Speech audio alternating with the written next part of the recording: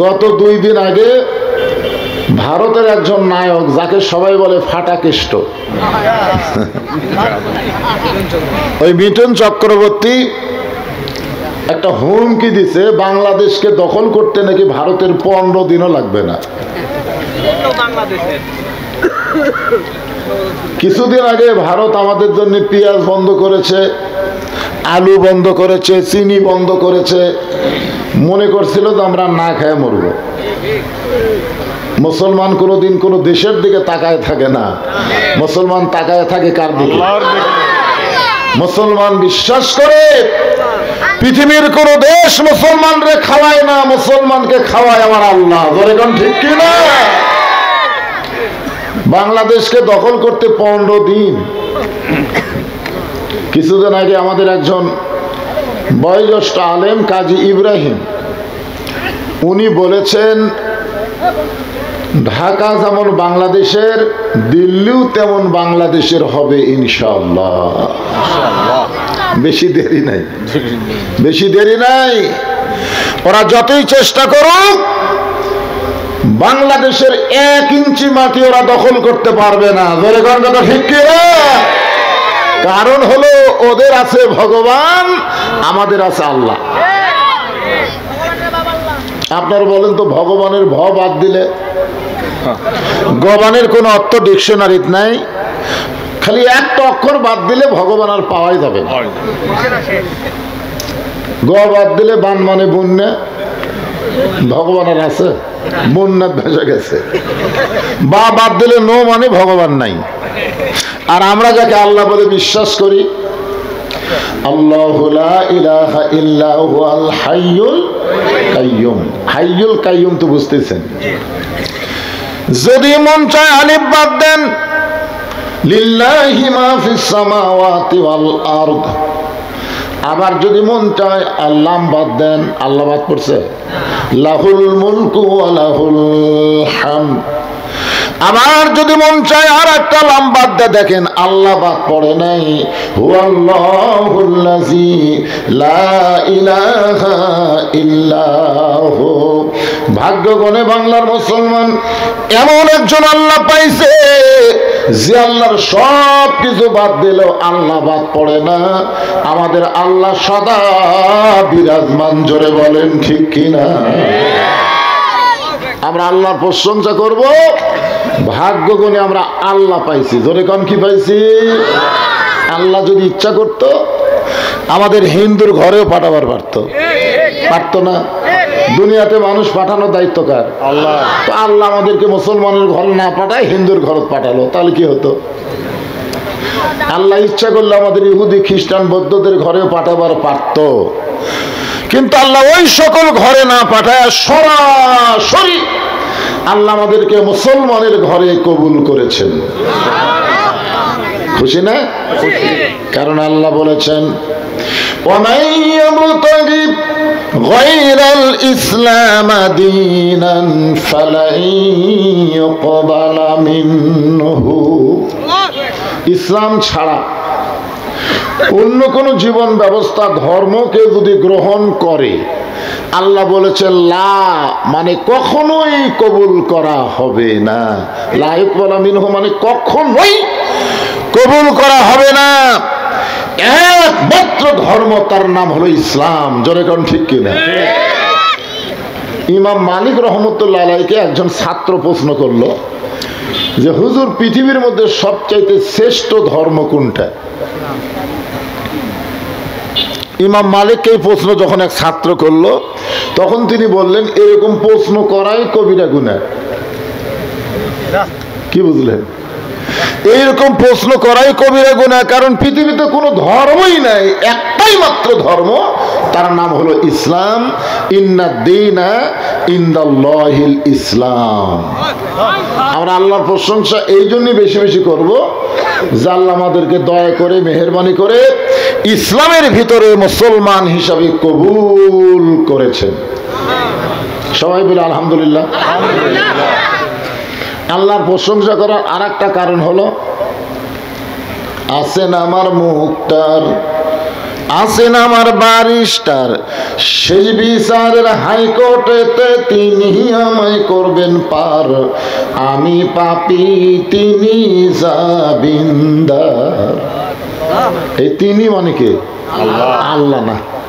আগে আমি মনে করছিলাম আল্লাহ, কিন্তু এখন দেখতেছি আল্লাহ না তো। কারণ আল্লাহ যখন হাকিম হয়ে আমাদেরকে আসামি বানিয়ে বিচার শুরু করবেন, ওই সময় আমাদের নবী উকিল হয়ে ব্যারিস্টার হয়ে আল্লাহর কাছে আমাদের ব্যাপারে ওকালতি করে আমাদেরকে সুপারিশ করে জান্নাতে পৌঁছায়া দিবে। বাবা আদম আলাইহিস সালাম থেকে ঈসা আলাইহিস সালাম পর্যন্ত সমস্ত নবীরা খালি বলবে আমার কি হবে, আমার কি হবে, আমার কি হবে। কোন নবী তার উম্মতকে নিয়ে এক মুহূর্তের জন্য চিন্তা করবে না। আর আমরা ভাগ্য গুণে যাকে নবী হিসাবে পাইছি, সেই নবী এক মুহূর্তের জন্য নিজের চিন্তা করবে না, সব সময় চিন্তা করবে আমার উম্মতের কি হবে, আমার উম্মতের কি হবে। আমি কিন্তু দরুদের মধ্যে পড়েছি আল্লাহুম্মা সাল্লি আলা মুহাম্মদ, আল্লাহুম্মা সাল্লি আলা সাইয়্যিদিনা মুহাম্মদ। আপনার বলেন তো সাইয়্যিদিনা মানে কি? কথা কয় না। এই যে শাহ আলম ভাষণ দিয়ে গেল, এটাও নেতা। উনি আবার ওনার নেত্রীর জন্য দোয়াও চাইলো। ধরে কোন কথা ঠিক কিনা? নেতা নেত্রী বহু আছে ভাই, বিপদত পড়ে গেলে সব ফেলে দিয়ে চলে যাবে, একটা কর্মীরও খবর নাই। ধরে কোন কথা ঠিক কিনা? নেতা নেতা বলে যার পিছনে চামচাগিরি করতেছেন, কঠিন বিপদ যখন আসবে, নবীরা যদি উম্মতকে ভুলে যায়, এই নেতাগুলো তাদের কর্মীকে মনে রাখবে না। ধরে কোন কথা ঠিক কিনা? কিন্তু আমরা যাকে নেতা হিসাবে বিশ্বাস করি, নেতা হিসাবে যাকে মানি, তিনি জান্নাতের মধ্যে গিয়েও আমাদের কথা বলেনি। লাইলাতুল মেরাজে আমাদের নবী কিন্তু জান্নাতে গেছিলেন, আপনারা জানেন। ফেরেশতা জিবরাইল বললেন, ইয়া রাসূলুল্লাহ, আপনি যদি জান্নাত থেকে বের না হন, আল্লাহ আপনাকে জান্নাত থেকে বের করে দিবে না। কারণ কি? জান্নাতের একটা শর্ত আছে, ফাদখুলুহা খালিদিন। কেউ যদি একবার জান্নাতে প্রবেশ করে, আল্লাহ তাকে চিরস্থায়ীভাবে জান্নাতে থাকার অধিকার দিয়ে দেয়। তা আপনি যদি জান্নাত থেকে বের না হন, আল্লাহ আপনাকে জান্নাত থেকে বের করে দিবে না। এ কথা কিন্তু জিবরাইল নবীর পক্ষেই কইছে, ঠিক কিনা বলেন? কিন্তু আল্লাহ নবী এত রাগ করে বললেন, জিবরাইল, যেই কথা একবার বলেছো, এ কথা আর দ্বিতীয়বার বলো না। আল্লাহ যদি আমাকে জান্নাতে থাকার জন্য ঢুকতে বলতো, আমি নবী জান্নাতে ঢুকতামই না। আমি জান্নাত দেখার জন্য ঢুকছি। আমি নবী ওই দিন জান্নাতে থাকার জন্য ঢুকবো যেদিন আমার সমস্ত উম্মতকে আল্লাহ জান্নাত দিবে। এখন বলেন তো, যেই নবী নেতা জান্নাতের মধ্যে গিয়ে আমাদের কথা বলে না, আমরা সেই নেতা বাদ দিয়ে এগুলা পানসা নেতা। এজন্য স্লোগান একটা ডাটের হবে, আমার নেতা তোমার নেতা। সকলে জবান সবাই বলবেন, ইয়ং বুড়া যা আছে সবাই এক তালে বলবেন বিশ্ব নবী মুস্তাফা। বলতে পারবেন না? আমার নেতা তোমার নেতা। মাশাআল্লাহ। আল্লাহর প্রশংসা করার কারণ হলো, এমন একজন নবীকে নেতা হিসাবে আমাদের সুপারিশকারী হিসাবে পাইছি। এজন্য সকলে বলি আলহামদুলিল্লাহ। আল্লাহর প্রশংসা করার কারণ এই দেখেন, আমার হাতে এই কোরআনের মধ্যে কোনো সন্দেহ মনে হয় আছে? আছে প্রাইমারির মধ্যে, প্রাইমারির মধ্যে। তাহলে প্রাইমারির জন্য ভিক্ষা করা লাগে না, আর হাফেজে মাদ্রাসার জন্য ভিক্ষা করা লাগে। কারণ কি?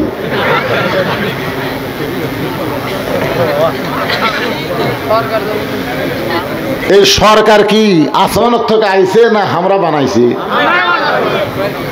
আপনাদের কাছে আমি জানতে চাই, বর্তমানে যে আইনটা বাংলাদেশ চলতেছে, এই আইনের মধ্যে সন্দেহ, ধোঁকা, গোজামিল। যে সংবিধান দিয়ে বাংলাদেশ চলতেছে, এই সংবিধানের মধ্যে সন্দেহ, ধোঁকা, গোজামিল। আর যেই কোরআনের উপরে তাফসীর শুনবেন, এই কোরআনে কোনো সন্দেহ, ধোঁকা, গোজামিল। তাহলে 54 বছর ধরে স্বাধীনতার পর থেকে খালি আমরা ধোকার মধ্যেই পড়ে আছি। তোর কোন কথা ঠিক কিনা?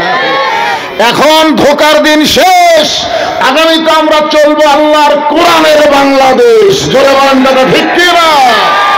সমস্ত ধোঁকা পায়ের তলে ফেলে দিয়ে আল্লাহর কোরআনকে আমরা মাথায় নিতে চাই। কারা কারা রাজি? দুই হাত তুলে আমার আল্লাহকে দেখান।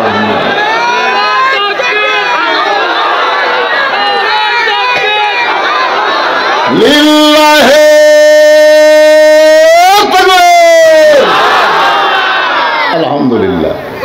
যে কোরআনের প্রথমে আল্লাহ বলেছেন জালিকাল কিতাব লা রাইবা ফিহ, এটা এমন একটা কিতাব যার ভিতরে কোনো সন্দেহ নাই, হুদাল্লিল মুত্তাকিন। এটাই মারাত্মক, এই কথাটাই হলো মারাত্মক। বাংলাদেশের মুসলমানেরা কোরআনের ওয়াজ শোনে আবু জেহেলের মতন। আবু জেহেল সারা রাত দাঁড়িয়ে দাঁড়িয়ে কোরআন তেলাওয়াত শুনেছে, সারা রাত। আপনারা তো খেরের মধ্যে বসার চান্স আছেন, ওর আর বসারই চান্স নাই। সারা রাত দাঁড়িয়ে দাঁড়িয়ে কোরআন তেলাওয়াত শোনে। সকালবেলা মিটিংয়ের মধ্যে বলতেছে, এত সুন্দর কোরআনের বাণী, রাতটা কোন দিক দিয়ে গেল আমি বুঝবারই পারিনি। সুবহানাল্লাহ বলবেন না? তাহলে কোরআন শোনার মধ্যে মজা আছে না নাই? এত সুন্দর কোরআনের বাণী, রাতটা কোন দিক দিয়ে গেল বুঝবারই পারিনি। তা আবু সুফিয়ান বলে, নেতা, যেই কোরআন শুনতে রাত কোন দিক দিয়ে গেল বোঝা যায় না, সেই কোরআন ধরলে অসুবিধা কি? এটাই কিন্তু বাংলাদেশের জন্য মারাত্মক। এ কোরআন ধরবার গেলে ঠেলা আছে, ঠেলা নাই?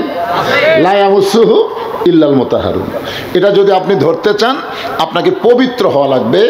অপবিত্র অবস্থায় আল্লাহর কোরআন স্পর্শ করা যাবে। সামনে বসে কি ঘুম ধরছে? ময়না শরীর খারাপ না? খুব খুব মন দুর্বলে আছে। আরে পাগলা, কোরআন এমন একটা কিতাব, অসুস্থ মানুষকে কোরআন সুস্থ করে দেয়। কথা ঠিক কিনা? অনুনাজ্জিলু মিনাল কোরআনি মা হুয়া শিফাউ ওয়া রাহমাতুল লিল মুমিনিন। মুমিনদের যাবতীয় রোগের ঔষধ হিসাবে আল্লাহ তাআলা এই কোরআনকে নাজিল করেছে। কোরআনের মাহফিলে এসে ঘুম পাড়বে, আবু জেহেল খাড়াইতে শুনছে। তোমার মন ভার কে সেরকম মন ভার করো না বা। আচ্ছা ঠিক আছে, শরম পাইছে, একটু ঘুম ঘুম ভাব। সামনে কাতারত বসে ঘুম পাইলে হবে? ঘুম যদি পারবার যাও মাঝখানে যাও।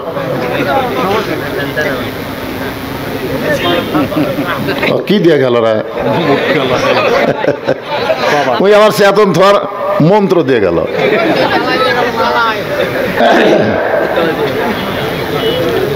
এখন আবু সুফিয়ান বলতেছে, নেতা, যেই কোরআন শুনতে এত ভালো লাগে সেই কোরআন ধরলে অসুবিধা কি? আবু জেহেল বলতেছে, তুই আমার কাছে আয়। আবু সুফিয়ান যে কাছে গেছে, কানে কানে বলতেছে, এই কোরআনকে যদি গ্রহণ করি তোর আমার ভুয়া নেতৃত্ব চলবি না। আমরা যেই নেতাগিরি করতেছি, এই নেতাগিরি হলো ভুয়া। ভুয়া জোরে কোন কি? আরো জোরে, জোরসে বলুন। এই কোরআন ছাড়া বাংলাদেশে যারাই দল করে, একটা দল আসল না, সব দল হলো ভুয়া দল। জোরে কোন কি দল? আরো জোরে, জোরসে বলুন। ভুয়া ভুয়া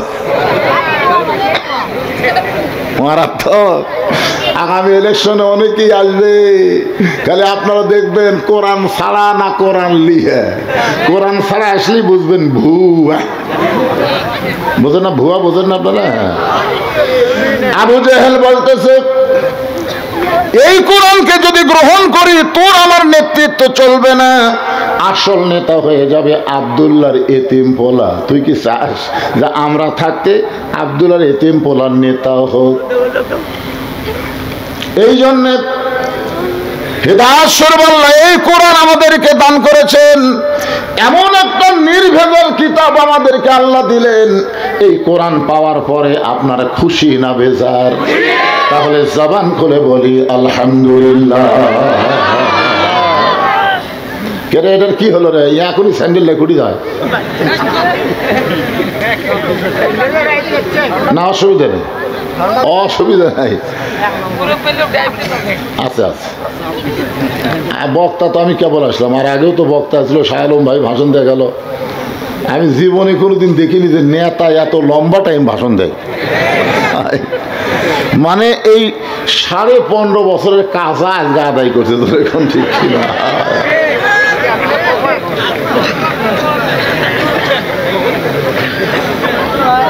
এখন আল্লাহর প্রশংসা করলাম, মুসলমানের ঘরে জন্ম নিয়ে আমরা আল্লাহ পাইছি, বিশ্বনবীর উম্মত হওয়ার সুযোগ আল্লাহ দান করেছে, হেদায়েত স্বরূপ আল্লাহ কোরআন আমাদেরকে দিয়েছে। এ কারণে প্রশংসা হবে কার? আল্লাহ। আমি সেই কোরআন থেকে সূরা মুলক, নাম শুনছেন?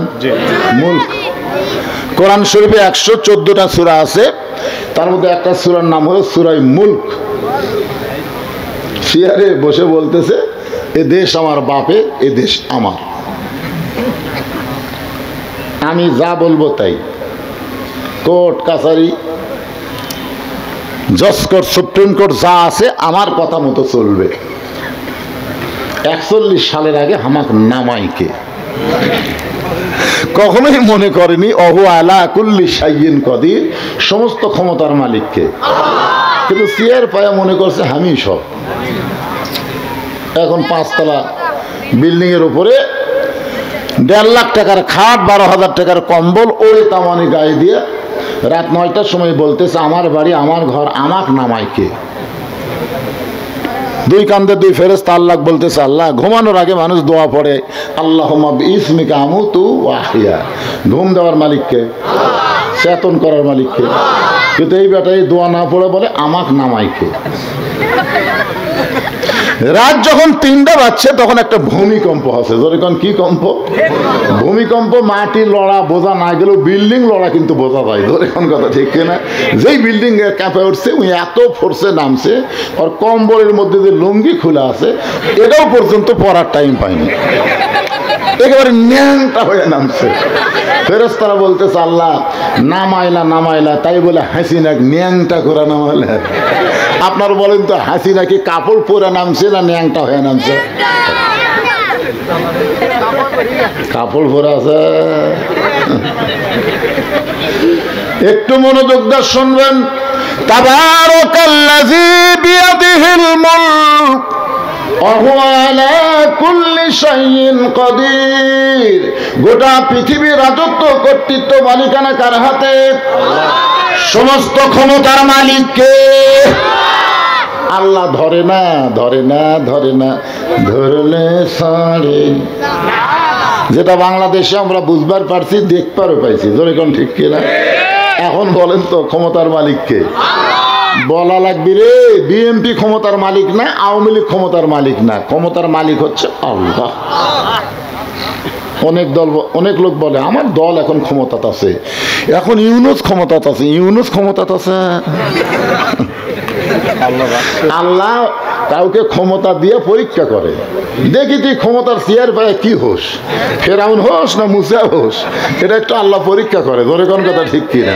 কেউ ক্ষমতার চেয়ার পায় মুসা হয়, ক্ষমতার মালিক আল্লাহ বিশ্বাস করে, আল্লাহর হুকুম অনুযায়ী কাম করে।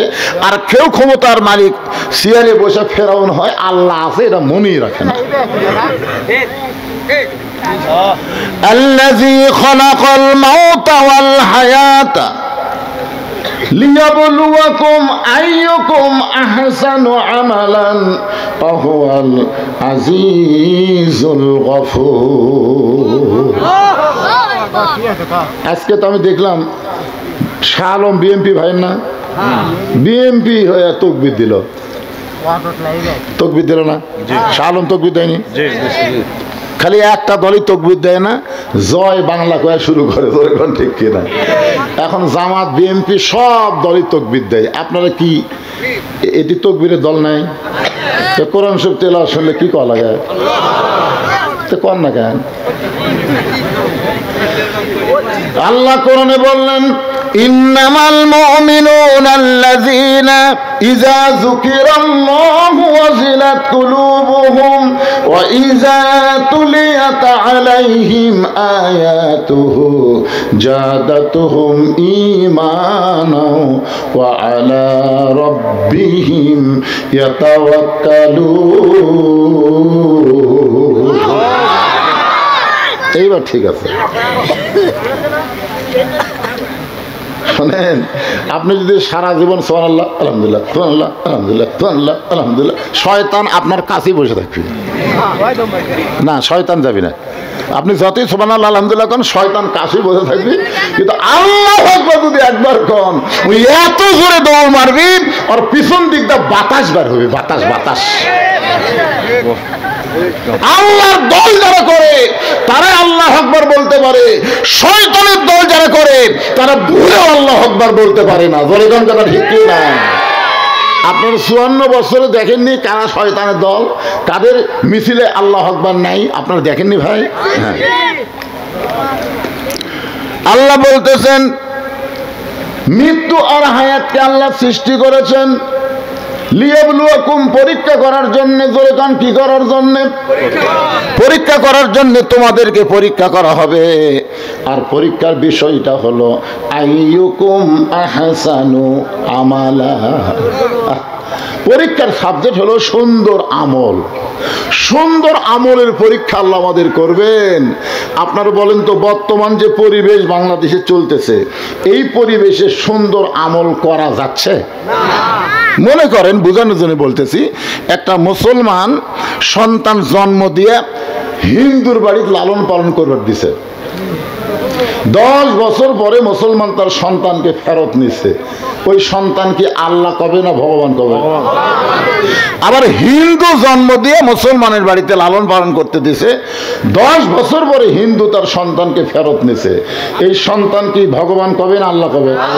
তার মানে কি বুঝলেন যে জন্ম দিলেই হিন্দু মুসলমান হয় না হিন্দু মুসলমান হয় পরিবেশের কারণে জোরে গান কথা ঠিক কি না বর্তমানে যেই পরিবেশ বাংলাদেশে চলতেছে এটা কোন পরিবেশ ছোট্ট বাচ্চা দোয়া দরুদ দিয়ে কান্না ভালো হয় না মোবাইল দিলে কান্না থামে জোরে কোন কথা ঠিক কি না আর আমাদের যুবক ছেলেগুলো 4G 5G মোবাইল দিয়ে সারা দিন রাত 12টার পরে এর কথা শুরু হয় ভাই হায় হায় হায়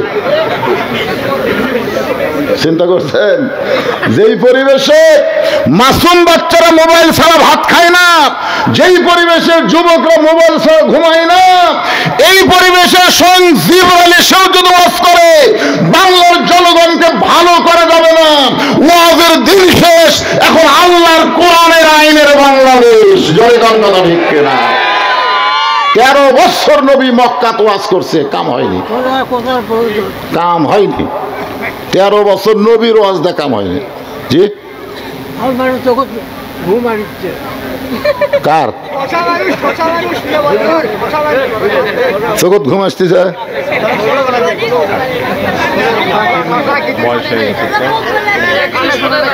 তো কানে শোনে না তার আবার ঘুমি কি আছে এত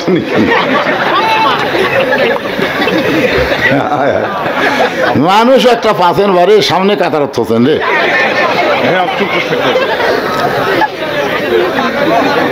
এবার চাষা কানে কম শোনেন মাফলাটা খোলেন তো আবার কানেও শোনেন আবার চাপিয়া তো যে কান কি শুনতেছেন কি বুঝতেছেন মাথা গেল রে আল্লাহ ছোট ছোট বাচ্চারা সব চেতন হয়ে হাসতেছে আর মুরব্বী কয় শুনবার পারতেছি না ঘুম ধরতেছে হ্যাঁ একটু মনোযোগ দেন আমি কি বলতেছি খেয়াল করছেন হ্যাঁ আল্লাহর পরিবেশ যেই পরিবেশে সুন্দর আমল করা যাবে এখন সুন্দর আমল যদি আমরা করতে চাই আহসানু আমালা খুব খেয়াল করবেন সুন্দর আমল যদি করতে চাই সুন্দর একটা কি লাগবে পরিবেশ লাগবে ধরে কোন কি লাগবে পরিবেশ লাগবে সুন্দর একটা পরিবেশ যদি তৈরি করতে চাই তাহলে সুন্দর একটা সমাজ লাগবে ধরে কোন কি লাগবে সুন্দর একটা সমাজ যদি আমরা তৈরি করতে চাই তাহলে সুন্দর একটা রাষ্ট্র লাগবে। ধরে কোন কি লাগবে? সুন্দর একটা রাষ্ট্র যদি আমরা তৈরি করতে চাই তাহলে সুন্দর একটা সংবিধান আল্লাহর কোরআন লাগবে। ধরে কোন ঠিক কিনা? এখন আপনাদের কাছে আমার প্রশ্ন হলো, এই কোরআন দেয়া যখন বাংলাদেশ চলবে তখন বাংলাদেশের কোরআনের নেতাগুলা কেমন হবে, আর কোরআন যারা গ্রহণ করবে তারা কেমন কর্মী হবে, এই জিনিসটা আমাদের দেখার দরকার আছে না নাই? একটু মনোযোগ দিয়ে শুনবেন। আল্লাহর কোরআন যখন বাংলাদেশ চলবে তখন এই বাংলাদেশের একজন নেতা কেমন চরিত্রের মানুষ হবে, তার চাল চরিত্র কেমন হবে, আর যারা কোরআন অনুযায়ী চলবে তখন তাদের অবস্থাটা কেমন হবে, এটা বোঝানোর জন্য বলতেছি। আল্লাহর নবীকে যিনি হত্যা করার জন্য রওনা দিয়েছিলেন তার নাম হলো হযরত ওমর। কিন্তু আল্লাহর কোরআনের পরশে এমন একটা ভালো মানুষ হয়ে গেলেন, এক সময় আল্লাহ তাআলা এই কোরআন দিয়ে হযরত ওমরকে অর্ধ পৃথিবীর খলিফা বানায় দিলে। মসজিদের মেম্বরে বসে হযরত ওমর নিজের গালে নিজে চড় মারতেছেন। ডান হাতে ডান গালে চড় মারে, বাম হাতে বাম গালে চড় মারে। ওসমান গনি বলে, আমিরুল মুমিনিন, আপনি কি পাগল হয়ে গেলেন? নিজের গালে নিজে কেন চড় মারতেছেন? ওমর ফারুক বলে, ওসমান, আমার নফস আমাকে ধোঁকা দিয়েছে। মিন শাররিল ওয়াসওয়াসিল খান্নাস, আমার খান্নাস আমাকে বলেছে আমি নাকি অর্ধ পৃথিবীর খলিফা। ওসমান গনি বলতেছে, ঠিকই তো কইছে, আপনি তো অর্ধ পৃথিবীর খলিফা। ওমর ফারুক বলে, ওসমান, বর্তমানে আমি কি এইটা কোনো মানুষ নয়, অতীতে কেমন ছিলাম, ভবিষ্যৎ আমার কি হবে, এই চিন্তা যারা করবে তারাই প্রকৃত মানুষ হবে। আমার কথা কি খেয়াল করলেন? আমি বর্তমানে চেয়ারে বসে যদি বলি কি হনু রে, আমার অতীতের খবর কি? অতীত আমার শ্বশুর বাড়ি কিন্তু শিবগঞ্জ। আমি অতীতে রাস্তায় রাস্তায় খাতা নিয়ে ঘুরতাম, রাস্তায় রাস্তায় কোনো টুপিওয়ালা মানুষকে দেখলে বলতাম, ভাই আমাকে একটু দাওয়াত দেন তো, ওয়াজ করে পারি।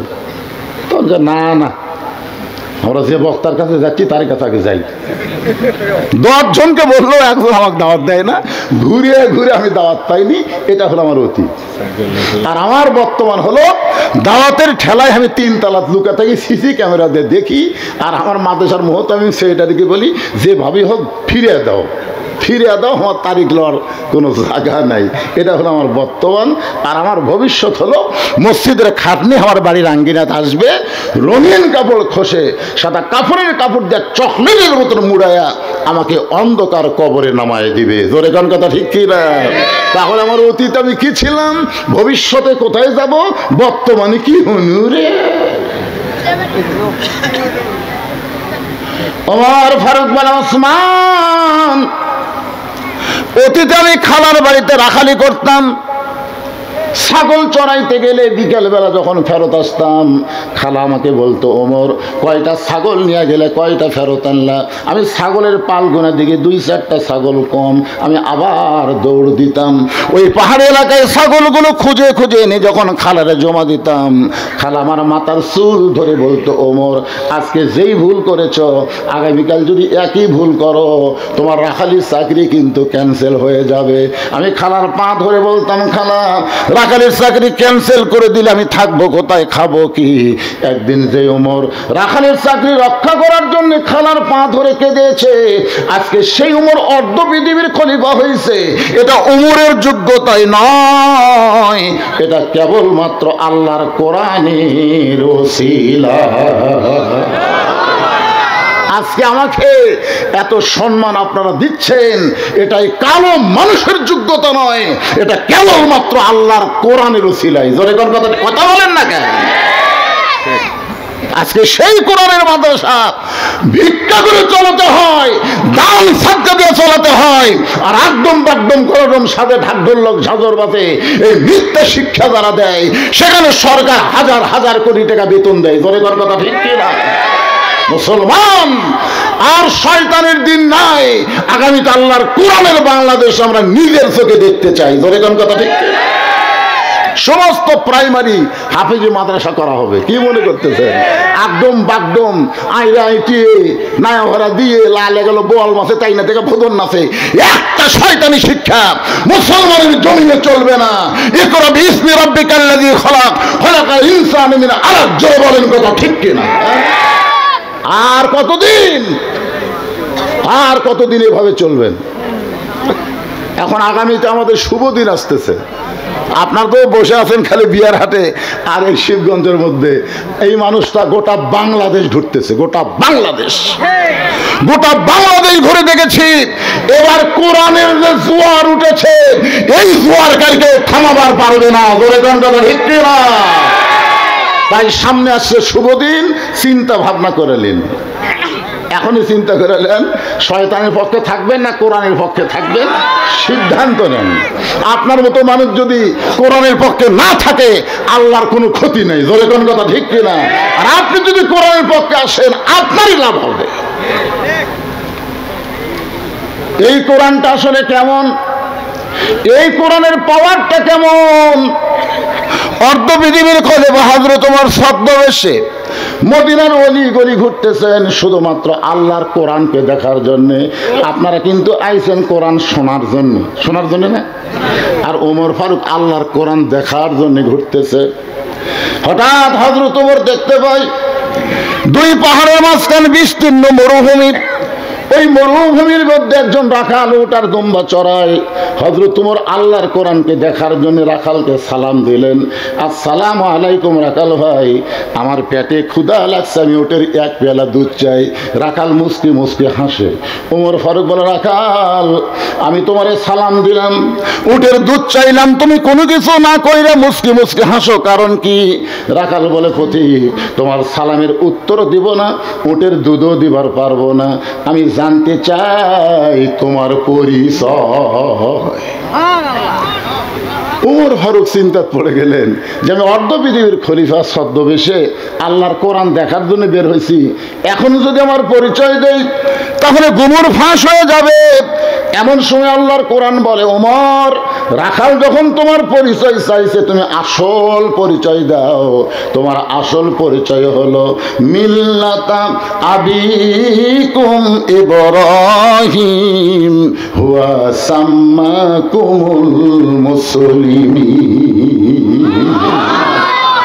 তোমার আসল পরিচয় হলো তোমার জাতির পিতা ইব্রাহিম।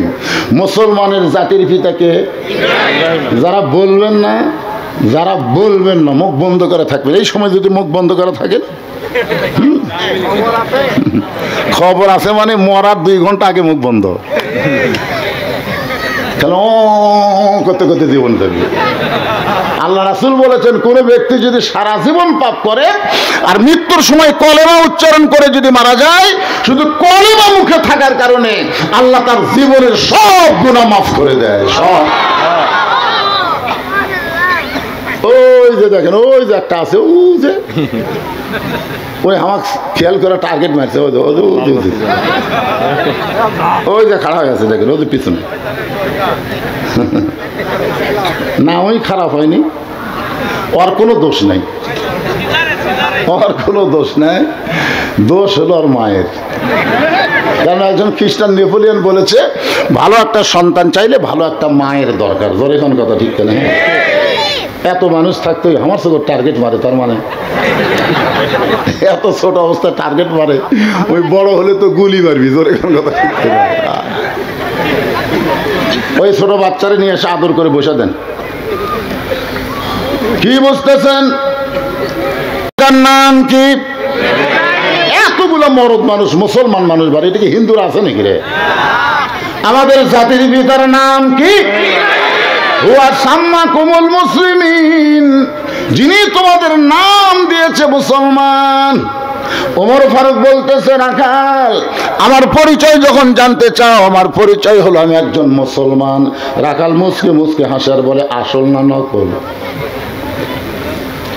ওমর ফারুক চুন করছে, কে রে, মুসলমান তো মুসলমানই, এর মধ্যে আসল নকল কি? রাখাল বলতেছে, আসল মুসলমান যারা হবে তারা সালার ব্যাপারে সতর্ক থাকবে, তারা কোনোদিন মহাস্থানে যাবে। মহাস্থানে যায়, বাবা বাবা আমার বাচ্চা হচ্ছিল, বাবা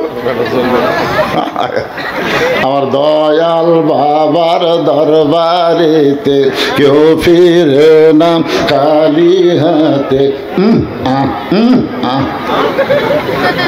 আপনার বলেন তো সুলতান বলকি মহেশ্বর পরশুরামের সাথে কি করছে? কি করছে? বাতিলকে উৎখাত করে হকের বাতি জ্বালাইছে, আর পরশুরামের গোষ্ঠীরা ওইখানে গাঁজা খায়া মেলা বসায়। জোরে গান কথা ঠিক কি না? আল্লাহর কোরআন যেদিন বাংলাদেশে চালু হবে, মহাস্থানে কোনো গাঁজার আসর চলবে? কি মনে করতেছেন গাঁজা খাবো?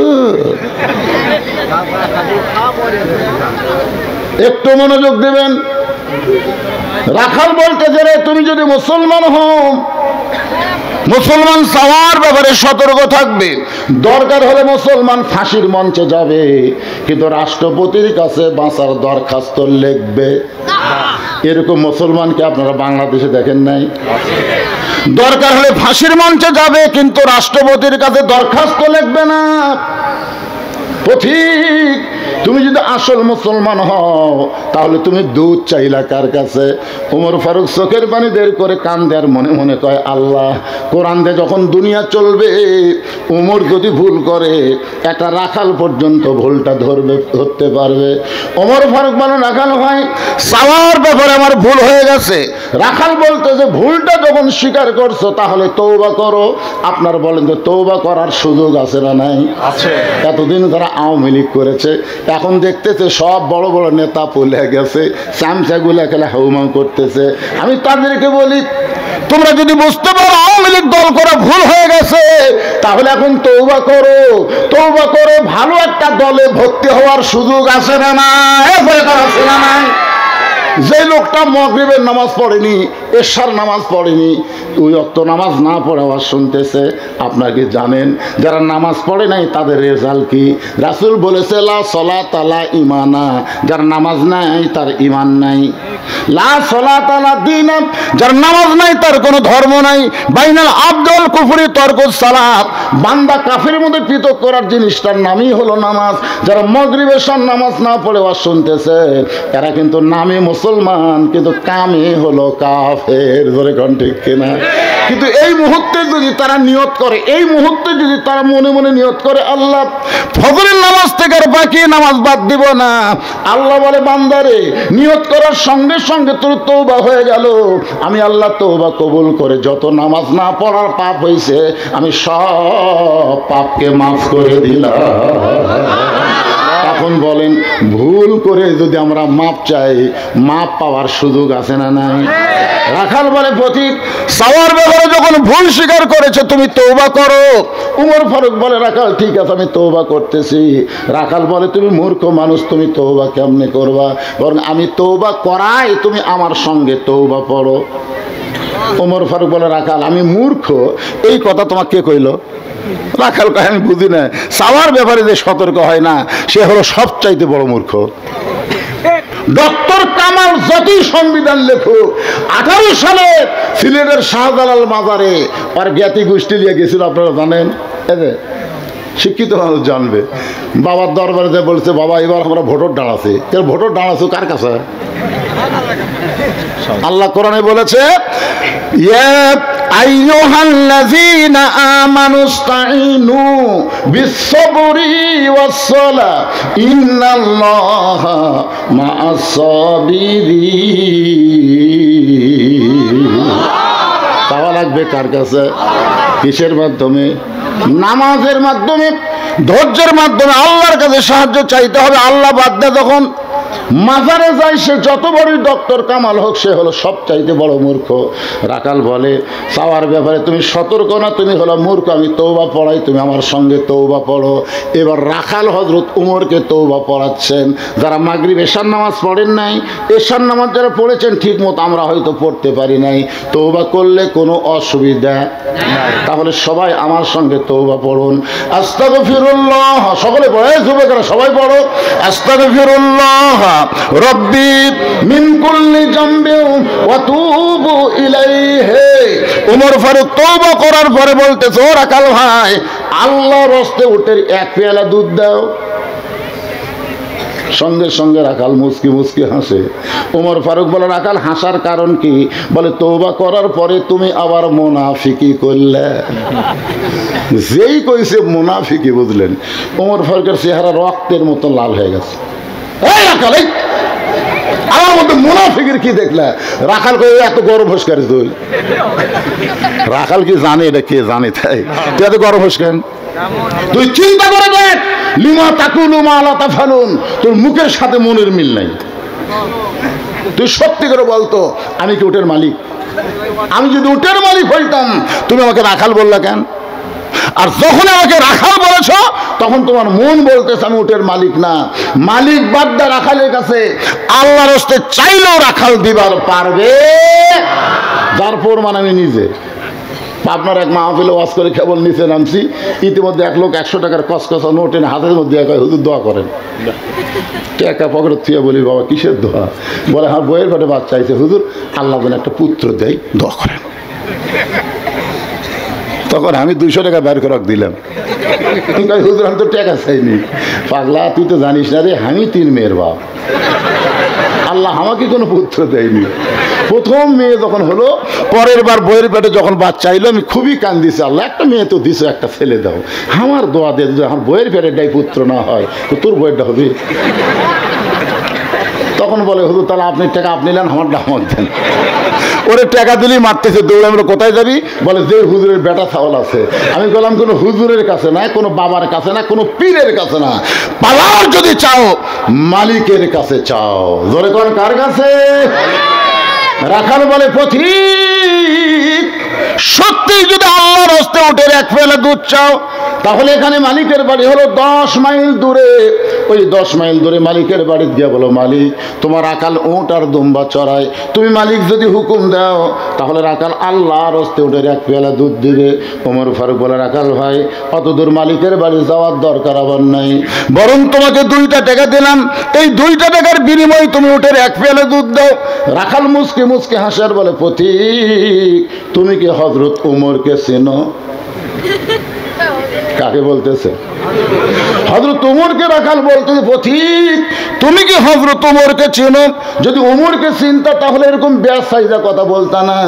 ওমরের গুপ্ত বাহিনী যদি দূর থেকে দেখবার পায়, তুমি আমারে 2 টাকা ঘুষ দিছ, আর মালিক বাদ্দা তোমাকে উটের এক পেয়ালা দুধ দিলাম, তাহলে তোমাকেও ধরবে, আমাকেও ধরবে। এই বুড়া বয়সে কি তুমি ধরা পড়বার চাও? ওমর ফারুক বলে, রাখাল ভাই, তাহলে চলো পাহাড়ের গুহার মধ্যে যাই। ওই গুহার মধ্যে গিয়ে তোমাকে গোপনে 2টা দিরহাম দেব, তুমি গোপনে উটের এক পেয়ালা দুধ দিবে। ওমরের গুপ্ত বাহিনীও দেখতে পাবে না, তোমার মালিকও জানতে পারবে না। রাখাল চিনলে বলে, তুমি ভণ্ড, তুমি ভণ্ড, তুমি ভণ্ড।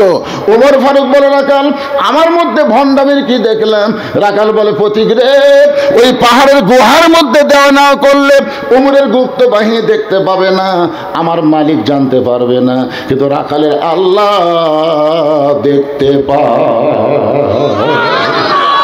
যেই কইছে রাখালের আল্লাহ দেখতে পায়, হযরত ওমর এক দৌড়ে পাহাড়ের পাদদেশে গিয়া 2 রাকাত নামাজ পড়ে আল্লাহর কাছে কাঁদতেছে আর বলতেছে, আল্লাহ তোমার কোরআন এত সুন্দর, আল্লাহ গো, আজকে আমি বাস্তব কোরআন রাখালের মধ্যে দেখেছি। আসলে রাখাল না, রাখাল যেন তোমার বাস্তব কোরআন। আল্লাহ তোমার কোরআন এত সুন্দর, তোমার কোরআনের আইন যখন দুনিয়াতে চালু থাকবে, তখন কেউ না দেখলো আল্লাহ দেখবে, এই বিশ্বাস প্রত্যেকটা মুসলমানের কলিজার মধ্যে ঢুকবে। কেউ না দেখলো, কে দেখতেছে? আর আসলে নামাজ পড়ে জমির ধান দেখবার গেছে, যা দেখে উপর জমির পানি চলমল করতেছে, নিচে আর জমির পানি নাই। চারিদিকে তাকায়, তাকে দেখে কেউ নাই, আস্তে করে বসে কাটা দিয়ে ওই পানি দিয়ে হাত ধসে ধুই আবার দাঁড়ায় চারিদিকে তাকায় বলতেছে, আলহামদুলিল্লাহ, কেউ দেখেনি, কেউ দেখেনি। সকালবেলা ভোট হয় দিনের বেলা, আর গল্প করতে তো সকালবেলা। তুই রাত্রে কয়টা মারছো? তো ভাই রে মার্কা ঠিক মতো দেখা যায় না তো, এই জন্যই মোমবাতি জ্বলে নৌকা মার্কা 100টা মারছি ভাই। তাই পাগলাকের মোমবাতি জ্বলাচু করে আমি মোবাইলের বাতিতে 200টা মারছি রে, খালি মার্কার চিটিং চিটিং। কেউ দেখি আরে পাগলা দরজা জানলা বন্ধ করে মারছি রে, দেখবি কে? তখন 2 কান্দে 2 ফেরেশতা আল্লাহ বলতে আল্লাহ এরা যে গল্প করতে কেউ দেখেনি, তাহলে আমরা 2 ফেরেশতা কি করতেছি? কারণ আপনারা বলেন 2 কান্দে 2 ফেরেশতা কি করতেছে? দেখেনি লেখেনি তো লেখবার যখন যাচ্ছে তখন বলতেছে আল্লাহ একজন বাপের বেটা একটা ভোট দিবি, কিন্তু এরা যে 200টা দিল, এরকে বাপ কয়টা? আল্লাহ বলতেছে যারা 1-এর অধিক ভোট দিল তারকে ওটি লেখা তো জাউরে। কি লেখা তো? জাউরে।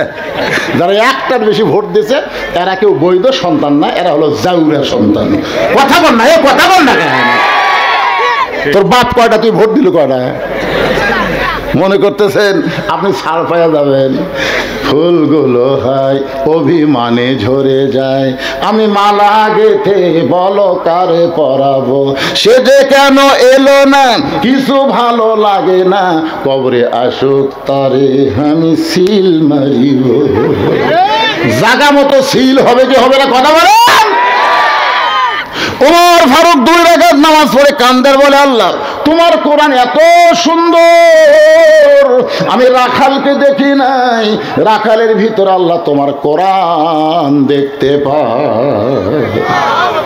এমন সময় রাখাল পিছনে এসে বলতেছে পথিক যতই কান্দ উটের দুধ দেওয়া গেল না। ওমর ফারুক বলে রাখাল ভাই উটের দুধের কোনো দরকার নাই, বরং তোমার কাছে আমি জানতে চাই তুমি না দেখা আল্লাহকে কলিজার মধ্যে জায়গা দিয়ে আল্লাহর কোরআন অনুযায়ী চলতেছ, এর বিনিময়ে তোমার চাহিদা কি? 50 বছর কোরআনের হক তাফসীর করে 13 বছর জেলখানায় বন্দি থেকে হাসপাতালে ভর্তি করা হলো। আপনারা বলেন তো এরপরেও আল্লামা সাইদি হুজুরের চাহিদা কি?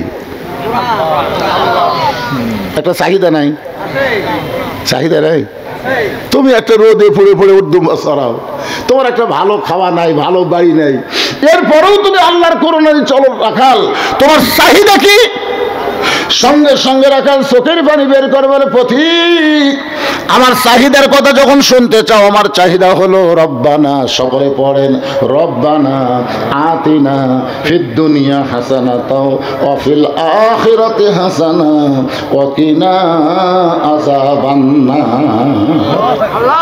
ওমর ফারুক বলে রাখাল ভাই আমি মূর্খ মানুষ ভাই রে, আমি মূর্খ রে ভাই, তোমার কাছে চাহিদার কথা শুনতে চাইলাম আর তুমি কোন আয়াত শোনায় দিলা। রাখাল বলে তুমি আসলেই মূর্খ, এই আয়াত দিয়ে আমি 2টা চাহিদার কথা বুঝাইলাম, একটা হলো আতিনা ফিদ দুনিয়া হাসানা, একটা হলো দুনিয়ার সৌন্দর্য, একটা হলো অফিল আখিরাতে হাসানা, আখিরাতের সৌন্দর্য।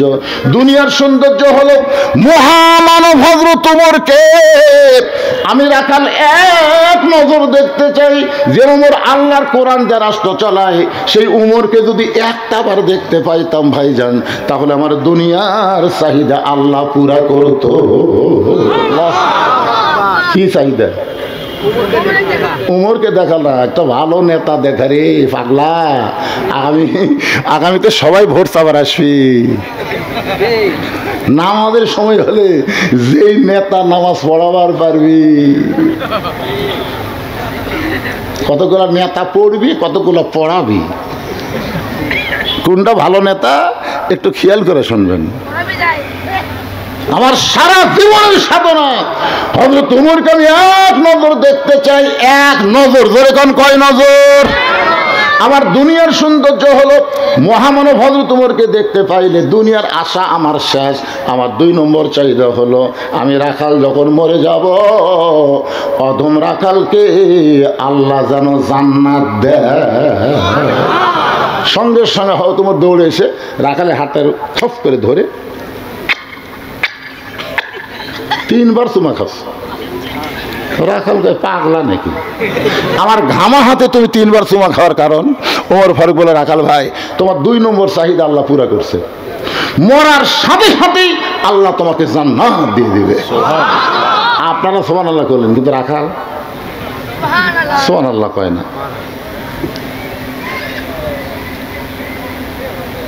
আচ্ছা, এটা কিছু না, এটা কিছু না, এটা মনে করছেন কোনো ফতুয়া, কোনো ফতুয়া নয়, কোনো নিষেধ নেই। আগেকার দিনের কাগজ দিলে মনে হচ্ছিল আপনাকে শিবগঞ্জের মধ্যে খামটা নাই, খামটা ওই খামটা ভাই, আরে শিবগঞ্জই তো, পিছক আর পিছক উপজেলা শিবগঞ্জ না। আগে ওয়াজ করবার গেলে চারিদিকে আগে তাকে ওয়াজ করা একদম। বাড়ির থেকে বউ বলে দিত, পুলিশের গাড়ি, র্যাবের গাড়ি দেখে শুনে সেগুলো যদি থাকে, আর হাসিনার যদি ক্যাডার থাকে যারা আল্লাহ রাসূলের চাইতে হাসিনাকে বেশি ভালোবাসে, এইরকম কিছু বেজন্মা ছিল না তখন? বেজন্মা, এই শালা বেজন্মরা আল্লাহ রাসূল ছিল না, কাল হাসিনা। এইরকম ক্যাডার যদি থাকে তাহলে তেল তেলা বাস করবেন, তেল তেলা ধরা যান না পড়েন। আমাদের একটা বক্তার বউ আজরাইল ধরবি এ কথা মনেই নেই, খালি পুলিশ ধরার চিন্তা নিয়ে ব্যস্ত। খারাপ ছিল। আরে এই স্লিপ দিতে মনে করছেন সেই স্লিপ না, এখন আপনাকে শিবগঞ্জ থানার কোনো ওসি আসুক না, কত বড় বাপের বেটা।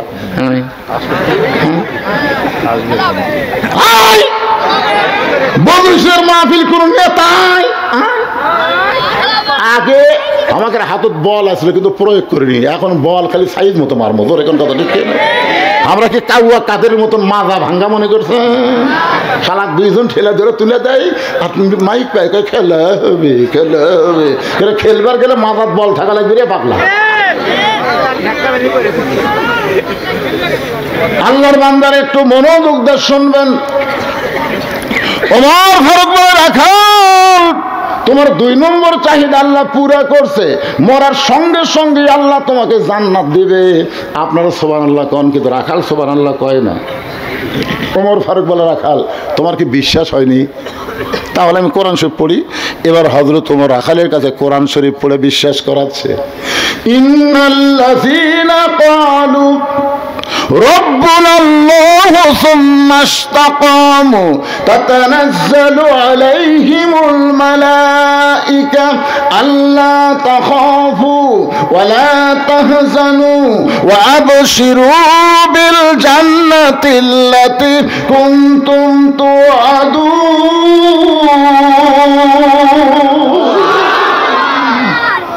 রাখাল এখন বিশ্বাস হয় না? মরার সাথে সাথে আল্লাহ তোকে জান্নাত দেবে। রাখাল খালি মুচকে মুচকে হাসে। ওমর ফারুক বলে, হাসিস কেন? বলে মরে গেলে জান্নাত পাবো, এ কথা ভালোই বলতিস, কিন্তু হযরত উমরকে এক নজর দেখতে পাবো, এই লগত কথা বলতে তোর কোন জায়গাত বাজে? যে আমার শাহ আলম ভাই 1 লাখ টাকা বাকি দিয়ে গেল, জোরে কোন কথা ঠিক কিনা? লগত 50,000 টাকা দিলে তো কোন জায়গাত বাজে?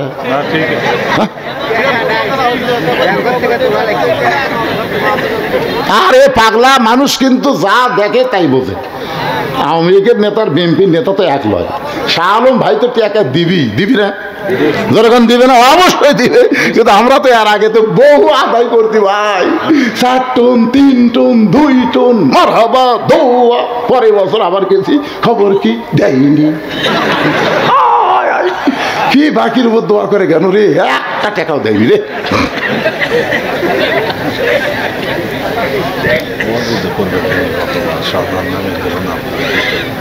সবই জানি।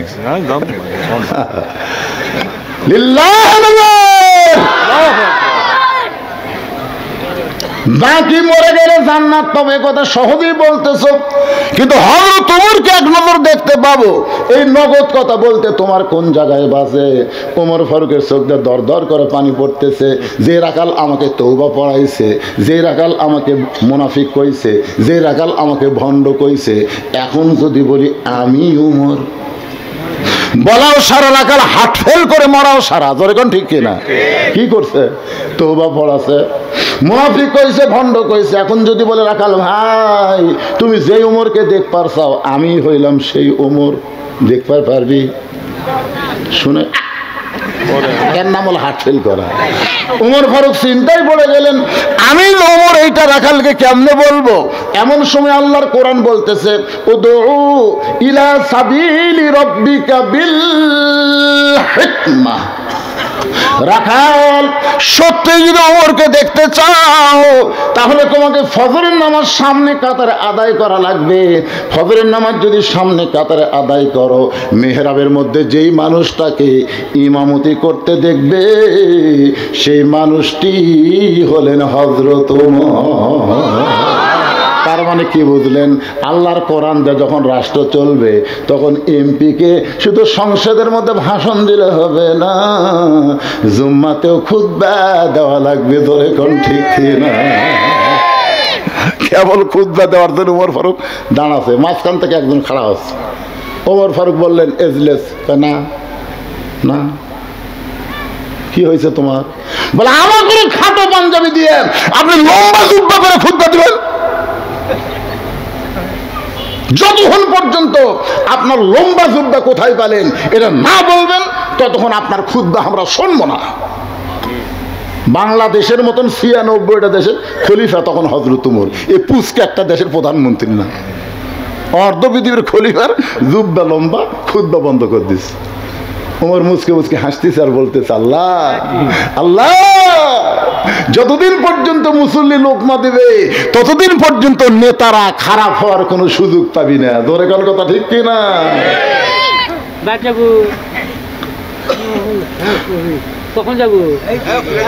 এরা দুইজন কি একই গ্রুপের নাকি? কে বাবা একই গ্রুপের?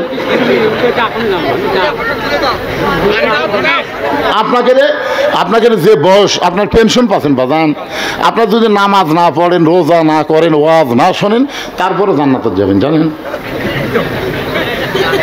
একটা বুড়াকে আল্লাহ জান্নাত দিবেন, একটা বুড়াকে দিবেন। এরকে জুয়ান বানে আল্লাহ জান্নাত দিবে। যৌবন বয়সে যে আল্লাহর ইবাদত করছে ওই ইবাদতের কারণে এরা জান্নাত পায়। বুড়া মানুষ কানে শোনে না, এই কষ্টের মধ্যে ল্যাপ তোষক বাদ দিয়ে এই সামনে বসতে খালি ডিস্টার্ব করতেছে। যে কয়টা মুরব্বী আছে একটা মুরব্বীর দরকার নাই। আজকে ওয়াজ হলো যুবকদের ওয়াজ। জয়গণতা ঠিক না? কোরআনের সৈনিক হওয়া লাগবে যুবকদেরকে। কারণ ভারত যখন বাংলাদেশটা আক্রমণ করবে এই বুড়ারা সব ঘরের মধ্যে লুকাবে, আর আমরা যুবকেরা নেংটি করে 3 পাহাতা লাঠি দিয়ে বাড়ি মারবো, খুর দিয়ে চামড়া কাটা পলটা দেবো। ধরে কোন কথা ঠিক কিনা? এরকম লাঠি দিয়ে বাড়ি মারা ফালামো, খুর দিয়ে কাটবো, পলটা দেবো। সুন্নতে খাতনা হবি, ভগবানে কাতার আদায় করা লাগবে। রাখাল বলতেছে প্রতীক ভাই তাহলে এশার নামাজ পড়ার পরে আজকে আর আমি বাড়ির যাব না। ওমর ফারুক বলেন কেন? বলে এশা পড়ে যদি বাড়ির যাই আর ফজর যদি সামনে কাতারে না পাই। ওমর বলে রাখাল 5 ওয়াক্ত নামাজের মধ্যে 3 ওয়াক্ত তাড়াতাড়ি, আসর, মাগরিব, এশা, এই 3 ওয়াক্ত তাড়াতাড়ি শেষ হয়, কিন্তু 2 ওয়াক্ত লম্বা কেন? এশা থেকে ফজর, ফজর থেকে জোহর, এই 2 ওয়াক্ত লম্বা কেন? তুমি কি বলতে পারো? রাখাল বলতেছে আমি তো জানি না। ওমর ফারুক বলেন তাহলে শোনো, ফজর থেকে জোহর আল্লাহ লম্বা সময় দিয়েছে, ওই সময়ের মধ্যে তুমি আলু চাষ করবা, ওই সময়ের মধ্যে তুমি আলুর ওষুধ দিবা, ওই সময়ের মধ্যে তুমি আলুর বাগুড় বানবা, ওই সময়ের মধ্যে তুমি চাকরি বাকরি করবা, ওই সময়ের মধ্যে খেতে খামারে কাজ কাম করবা, ওই সময় কুলি মজুরি করবা। ওই লম্বা সময়ের মধ্যে কাজ করতে গিয়া তোমার দেহের যে ক্ষয় হবে, এশা থেকে ফজর লম্বা সময়ে তুমি যদি ঘুম পারো, ওই দেহের ক্ষয়টা আল্লাহ ঘুমের মধ্যে পুরা করে দিবে। তাহলে এশা থেকে ফজর যদি তুমি ধরবার চাও আর এই লম্বা সময় যদি ঘুম ধরে তুমি কি করবা? রাখাল বলতে যে ঘুম যদি ধরি তো মসজিদের মধ্যে ঘুমায় যাব। যেই বলছে মসজিদের মধ্যে ঘুমাবো, ওমর ফারুকের চেহারা রক্তের মতো লাল হয়ে গেছে। এই রাখাল, মসজিদের মধ্যে ঘুম পড়ার দলিল দেয়। তুই যে মসজিদে ঘুমাবো তার একটা দলিল থাকা লাগবে না? লাগবে না? সবাই জোহর নামাজ পড়ে চলে গেছে, ওরা 3 জন 4 ফ্যান দিয়ে গল্প করতেছে। 1-8 ঘন্টা হয় গল্প ছাড়ে না একেবারে। গত বছর তো আলুর ভালোই দাম আসলো রে, এবার আলু যত মানুষ লাগালো এবার মনে হয় আলুর দাম হবে না। এই তুই সার কটে দিছিস, ওষুধ খেমলে দিছিস, এই গল্প করতেছে 1 ঘন্টা। কয় ঘন্টা? ফ্যান ঘুরতেছে 4টা, গল্প করে 3টা। ফেরেশতা বলতেছে আল্লাহ সবাই চলে গেল, এরা তিনজন যে ফ্যান ঘুরাইতেছে আর গল্প করতেছে 1 ঘন্টা ধরে, কি রেজাল্ট কি? আল্লাহ বলে এই যে তিনজন মাথার উপর ফ্যান ঘুরালো, নামাজ বাদ দিয়ে যত সময় মাথার উপর ফ্যান ঘুরিছে, এই ফ্যানের কারেন্টের বিল এই তিনজন আলাদাভাবে না দিলে এরা জান্নাত যাওয়ার পারবে না। কারণ মসজিদ আর বাপের ঘর না, ইচ্ছা মতো ফ্যান ঘুরাবি। জোরে কোন কথা কন না কেন? বরং আজানের গুরুত্ব দিও। 5 ওয়াক্ত নামাজের মধ্যে সবচাইতে গুরুত্বপূর্ণ আজান কোনটা? সবাই জোরে বলেন কোনটা? ফজরের। জোরে বলেন কোনটা? ফজরের আজানের মধ্যে কিন্তু একই শব্দ 2 বার বেশি কয়। 4 ওয়াক্ত আজানের মধ্যে সেইটা নাই। সেই শব্দটা কি যুবকেরা শুনবার পাও? পাও?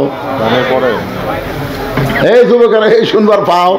তাহলে আজানের আগে তোমরা 3.5 হাত, আজানের পর 2.5 হাত কেন হলে? মানে আজান যে দিচ্ছে আর কানের মধ্যে খারাপ লাগতেছে, 12টা পর্যন্ত ফেসবুক চালাতে, বুঝছেন না? মজার টাইমে, মজার ঘুমের টাইমে আজান আস্তে করে কম্বল মাথার উপর তুলে দেয়। এখন পাও বার হয়, পাও টানে বুকের সাথে লাগায়, বেড়া থেকে মনে হবে চাউলের বস্তা ঢাকা, তো আগাও নেই মাথাও নেই। আপনি একবার বুদ্ধি করে যায়, খালি আস্তে আস্তে বিড়াল যেমন ইন্দুর ধরে, যে আস্তে আস্তে ওর খালি কম্বল টান দেবেন, টান দেওয়ার দিকটা মজার জিনিস দেখতে পাবেন। কম্বল টান দিয়ে দেখবেন কম্বলের তলে ওর সাইজ, আর সকালবেলা সাইড ঠিবে কুত্তার সাইজ, একই সাইজ। আমি এইবার বলবো, ফজর নামাজ বাদ দিয়ে ঘুম পাড়ে যারা, কুত্তার আমল করে তারা। বলতে পারবো বাবা? বলা যাবে। আমি মুরব্বী করে বলতেছি না, যুবক বলতেছি। গলা খাকারে দাও। ফজর নামাজ বাদ দিয়ে ঘুম পাড়ে যারা, কুত্তার আমল করে তারা। ফজরের নামাজ ঘুম পাড়ে যারা, কুত্তার আমল কি বলতেছে? ফজরের আজান শুনে ঘুম পাড়ে যারা, কুত্তার আমল। এরা হলো না, কুত্তা রাগ করবে। কারণ কুত্তারা কবে আমরা নামাজ পড়ি না, তাই বলে বেনামাজ যেতে খারাপ। একটু মনোযোগ দিয়ে শোনেন, আল্লাহ কোরআনে বলেছেন সুম্মা রাদাদনাহু আসফালা সাফিলিন। ফজরের নামাজ বাদ দিয়ে ঘুম পাড়ে যারা, কুত্তার চাইতে ও খারাপ তারা। ওমর ফারুক বললেন, রাখাল আজানের গুরুত্ব দিও। এতদিন রাখাল নামাজ পড়েছে বারান্দায়, কিন্তু আজকে নামাজ পড়বে সামনে কাতারে। যেই মাত্র আজান দিয়েছে, রাখাল জোরে জোরে মসজিদের দরজায় আল্লাহুম্মা ইফতাহ লি আবওয়াবা রহমাতিক। মসজিদের দরজা দিয়ে একটা দোয়া পড়া লাগে, আপনারা জানেন কি দোয়া? আল্লাহুম্মা ইফতাহ লি আবওয়াবা রহমাতিক। দোয়া পড়ে ডান পা দিয়ে রাখাল মসজিদের মধ্যে ঢুকে সামনে কাতারে যাওয়ার চায়। প্রত্যেকটা সাহাবী নড়ে সরে রাখালকে সামনে কাতারে যাওয়ার রাস্তা করে দেয়। রাখাল চোখের পানি বের করে বলে, আল্লাহ, বারান্দার থেকে কি ভাবলাম, আজকে ভিতরে ঢুকে কি দেখলাম। বারান্দায় থেকে মনে করেছিলাম ভিতরে দামি, কিন্তু আজকে ভিতরে ঢুকে দেখতেছি আমিও যা এরাও তাই। এটা ভিতরে না ঢুকলে বোঝা যাবে না, কোরআনের বাহিরে থাকলে বুঝবেন না। এই কোরআনের ভিতরে আমাদের আসতে হবে। উদখুলু ফিস-সিলমি কাফা। পুরাপুরি ভাবে যদি কোরআনের ভিতরে আসেন, তাহলে দেখতে পাবেন ইসলামে কোনো আওয়ামী লীগ, বিএনপি, জাতীয় পার্টি, জামাত নাই। একই কাতারবদ্ধ হয়ে সবাইকে নামাজ পড়া লাগবে। ধরে কোন ঠিক কিনা ভাই?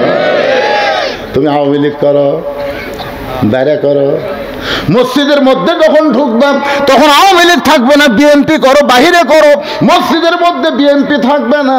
তুমি যদি জামাত করো, বাহিরে করো, মসজিদের মধ্যে থাকবে না। তুমি জাতীয় পার্টি যে দলই করো, বাইরে থেকে মসজিদের মধ্যে গিয়ে যদি দেখো আওয়ামী লীগ 4 আঙ্গুল সামনে গেছে, তুমি টান দিয়ে কাতারের মধ্যে নিয়ে আসো। বিএনপি যদি 4 আঙ্গুল পিছনে থাকে, তুমি ঠেলা দিয়ে তাকে কাতারের মধ্যে নিয়ে আসো।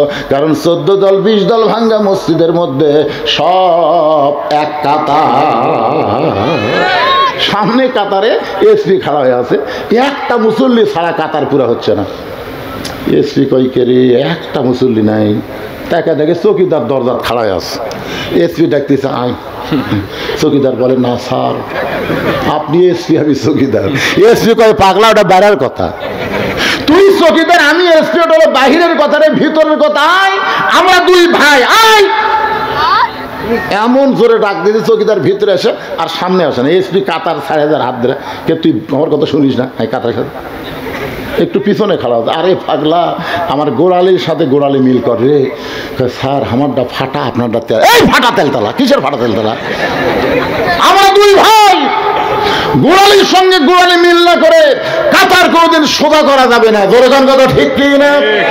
রাখাল একেবারে যাইতে যাইতে সামনে কাতারে মেহরাব বরাবর রাখাল ফজরের 2 রাকাত সুন্নত নামাজ আদায় করেছে। মেহরাব বরাবর যে প্রথম কাতার, ওই কাতারে ফজরের 2 রাকাত সুন্নত নামাজ পড়ে রাখাল চুপটি করে বসে আছে।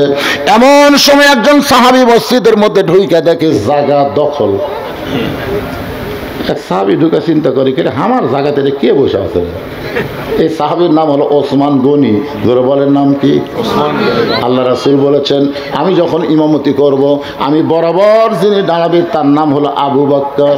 আমার আবু বকর যখন ইমাম হবে, আবু বকর বরাবর যে দাঁড়াবে তার নাম ওমর।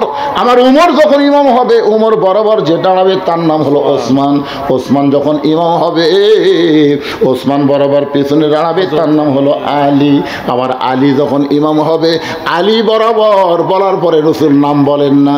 সাহাবীরা বলে রাসূলুল্লাহ হযরত আলী যখন ইমাম হবে, আলী বরাবর পিছনে কে দাঁড়াবে?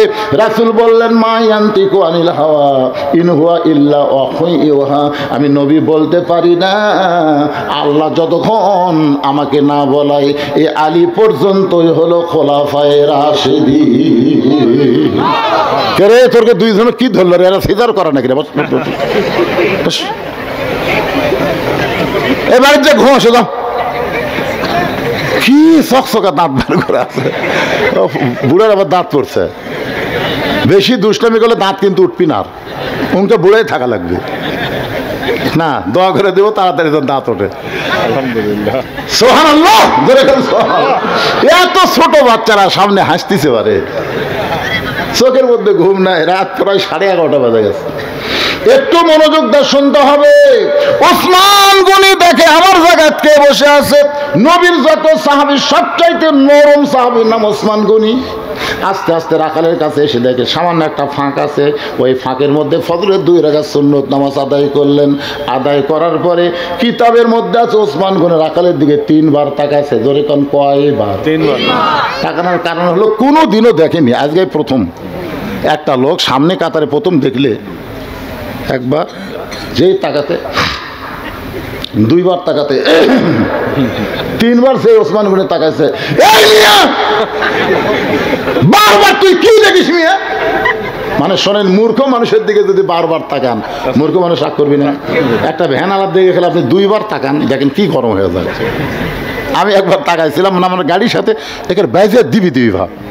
মানে ওরা কিন্তু অটো ভ্যানের ব্রেক দুর্বল, আর ওরা কোনো সময় রাস্তার থেকে নামবি না, দরকার আমরা গাড়ি নামান লাগবে, ওরা নামবি না। আমি খালি একটু তাকাতে, হুজুর গাড়ির চড়ে বেড়ান তো, কাল টিয়ারিং ঘুরান আর যায় আমাকে রে। ওরে বাবা রে, মূর্খ মানুষের দিকে তাকালে গরম হয়। রাখাল 3 বার তাকানোর কারণে এই মিয়া বারবার দিকে কি দেখো মিয়া? সঙ্গে সঙ্গে ওসমান গনি নরম মানুষ কাঁপতে কাঁপতে দাঁড়ায় গেছে। ওসমান গনি বলে ভাইজান আমি তো কিছুই বলিনি ভাই, খালি বারবার 3 বার তাকাইছি, তুমি এত গরম হইলা, তোমার পরিচয়? বলে আমার পরিচয় হলো আমি একজন রাখাল। আমি একজন রাখাল, সেই বলেছে আমি একজন রাখাল। সঙ্গে সঙ্গে ওসমান গনি মুচকি মুচকি হাসতেছে। মুচকি মুচকি হাসার কারণ হলো রাখাল যারা হবে তাদের ভাষা নরম হলে চলবে না, রাখালের ভাষা গরম হওয়া লাগবে। বাবা গরু, বাবা গরু, ওদিকে যাস না বাবা, আবাদ আছে। এভাবে বাবা বাবা করলে গরু কথা শুনবে। আর যদি বলে এই গরু, আরে এক ধাপ যদি সামনে বাড়ে, এক মানুষের চাইতে গরু কিন্তু বেশি শোনে। এখন আপনারা বলেন রাখালি করবার গেলে মাঝে মধ্যে ভাষা গরম হওয়ার দরকার আছে না নাই? আল্লাহ রাসূল বলেছেন প্রত্যেকটা অভিভাবককে আল্লাহ রাখালের দায়িত্ব দিয়ে দুনিয়াতে প্রেরণ করেছে। এখন হয়তো আপনারা চিন্তা করবেন হুজুর আমার তো গরু ছাগল কিছুই নাই, আমি কার রাখালি করব? আপনি চোখ বন্ধ করে দেখেন, আছে, একটু চোখ বন্ধ করে দেখেন, আপনার বাড়িতে 42 বছরের একটা গাভী আছে। আপনার বাড়িতে 22 বছর একটা আড়ে আছে, আপনার বাড়িতে 15 বছর একটা বকনা আছে, 42 বছরের গাভী হলো আপনার বউ। আপনি সামনে কাতারে নামাজ পড়েন, নামাজ পড়ার পরে আপনি যখন জোহরের নামাজ পড়ে বাড়িতে আসলেন, বাড়িতে আসার পরে আপনার বউ আপনার সামনে খাবার দিচ্ছে, 3-4 তরকারি পাক করে আপনার সামনে খাবার দিচ্ছে, আপনি দোয়া পড়তেছেন, আল্লাহুম্মা বারিক লানা ফিমা রাযাকতানা ওয়া কিনা আযাবান নার।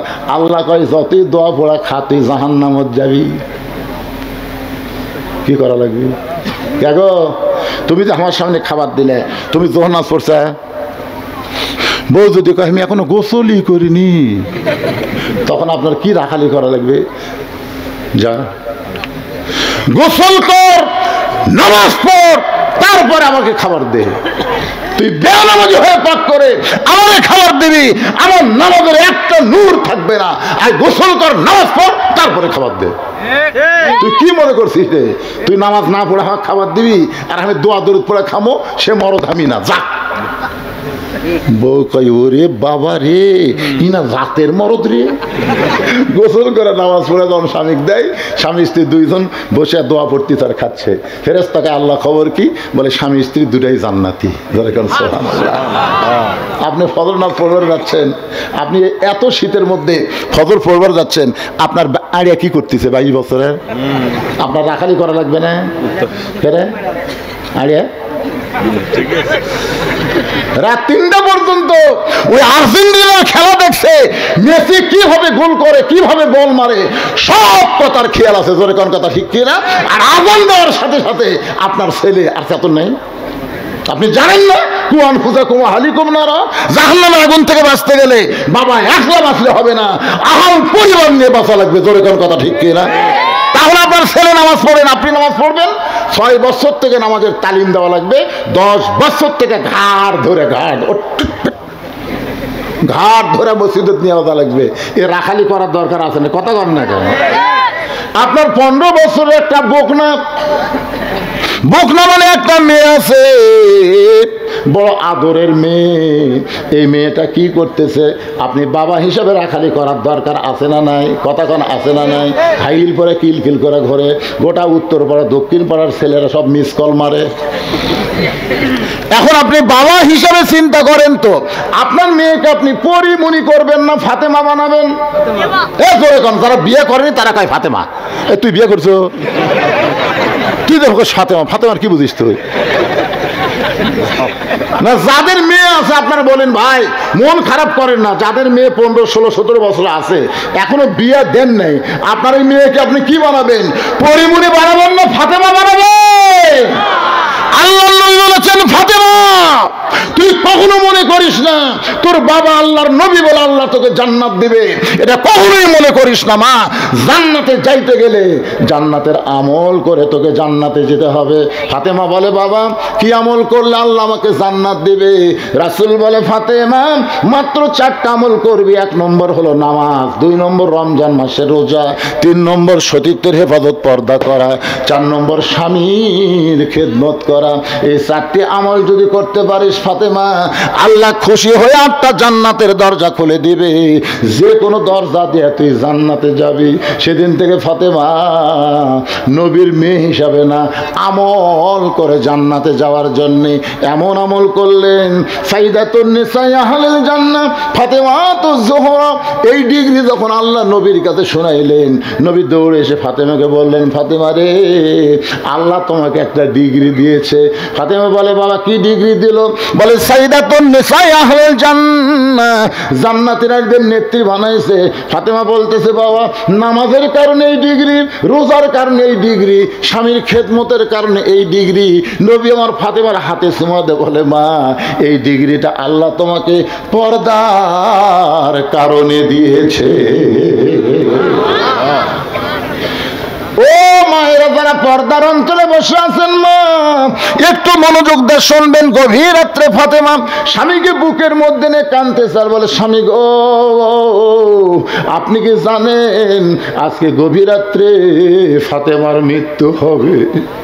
যেই বলেছে গভীর রাত্রে ফাতেমার মৃত্যু হবে, গাছের গোড়া কাটলে গাছটা যেমন ঠাস করে পড়ে যায়, হযরত আলী তেমনি পড়ে গেলেন ঘরের মাঝায়। মা ফাতেমার স্বামীর কপালে চুম্বন দেয়া বলে স্বামী গো, এমন করে করে আপনি কাঁদবেন না, কারণ আসলে যাইতে হবে।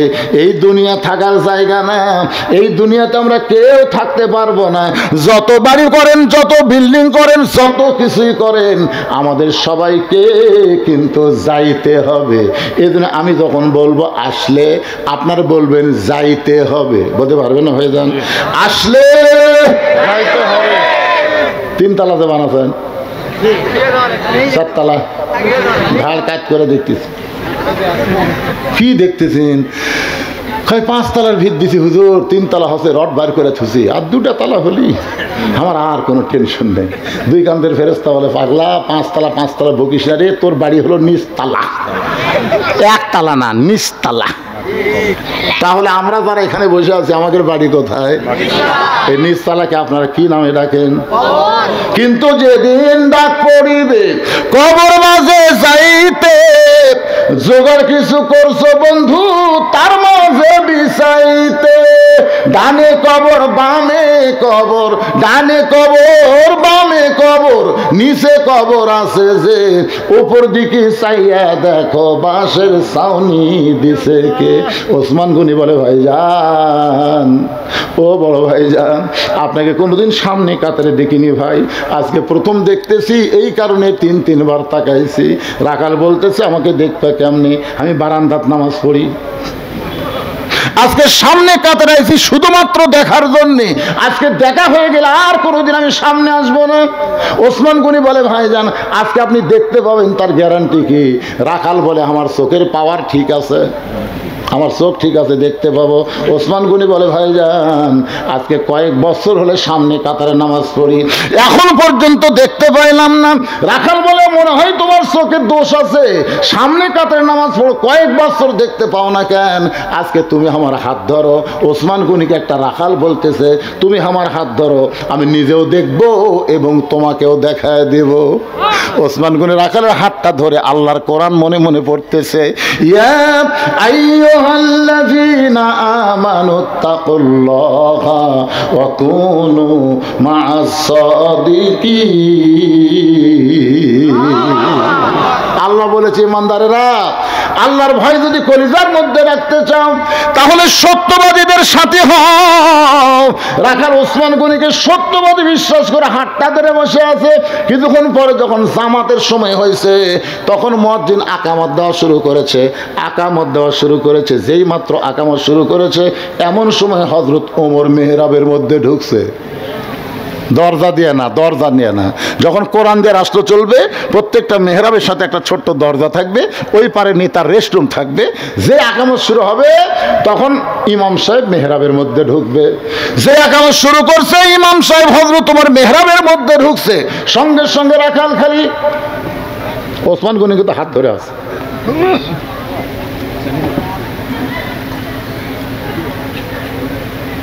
চিন্তা করতে পারি, এটাই তো একই তো আমি তওবা পড়াছি রে, এটা কি তো আমি মুনাফিক করছি রে, একই তো ভণ্ড গোলাম রে। কে রে উমরক দেখ পেরে এসে এই জায়গাতেই কেরে, মনে মনে এই কথা চিন্তা করতেছে। রাখাল যেই মাত্র কইছে কত কামাতিস সালাহ, সঙ্গে সঙ্গে রাখাল আল্লাহু আকবার। মুয়াজ্জিন যেই মাত্র বলেছে কত কামাতিস সালাহ, সঙ্গে সঙ্গে রাখাল আল্লাহু আকবার। ওসমান গনি হাতটা ছাড়া দিয়ে বলতেছে, ভাইজান, ইমাম সাহেব যখন ভুল করে তখন মানুষ লোকমা দেয়, আল্লাহু আকবার বলে, এখন পর্যন্ত আকামতি শেষ হয় নাই, আর তুমি আল্লাহু আকবার লোকমা দিলে। রাখাল বলতেছে, এই জন্যই তো তুই কানা, এই জন্যই কয়েক বছর সামনে কাতারে নামাজ পড়িস, এখন পর্যন্ত দেখবার পাস না। পাগল রে, আমি কি জন্য লোকমা দিলাম তুই কি জানিস না? এমন সময় দ্বিতীয় কাতার থেকে একজন সাহাবী দৌড়ে এসে রাখালের হাতটা হেঁচকা দিয়ে ধরে বলে, পাগল রে, তোর সামনে দেখার পরই আমার সন্দেহ হয়েছে, এতক্ষণ যে মানুষটা তোর হাত ধরেছিল, বলতে পারিস এই মহামানবটাকে? যেই মানুষটাকে তুই কানা কানা বলে তিরস্কার করলি, এই মহামানবটাকে তুই কি বলতে পারিস? রাখাল বলতেছে আমি বারান্দাত নামাজ পড়ি, আমি ভিতরের কাউকে চিনি না। আমি বারান্দাত নামাজ পড়ি, আমি ভিতরের কাউকে চিনি না। সাহাবী বলে কান্দার বলে ভাই রে, যাকে তুই কানা কানা বলে তিরস্কার করলি ও হলো আল্লাহ নবীর ডবল জামাই ওসমান গনি। রাখাল ছোট বাচ্চার মতন ছটফট করে। এই জন্যই বারান্দাত নামাজ পড়ি, এই জন্যই মসজিদের ভিতরে ঢোকার সাহস পাই না। মসজিদের ভিতরের সাহাবীদের আমি কেমনে চিনব?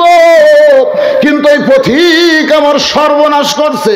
আমার দিকে খেয়াল করে শোনেন, রাখাল এভাবে আঙ্গুল তুলে ওমর ফারুককে দেখায় বলতেছে ওই পথিক আমার সর্বনাশ করছে।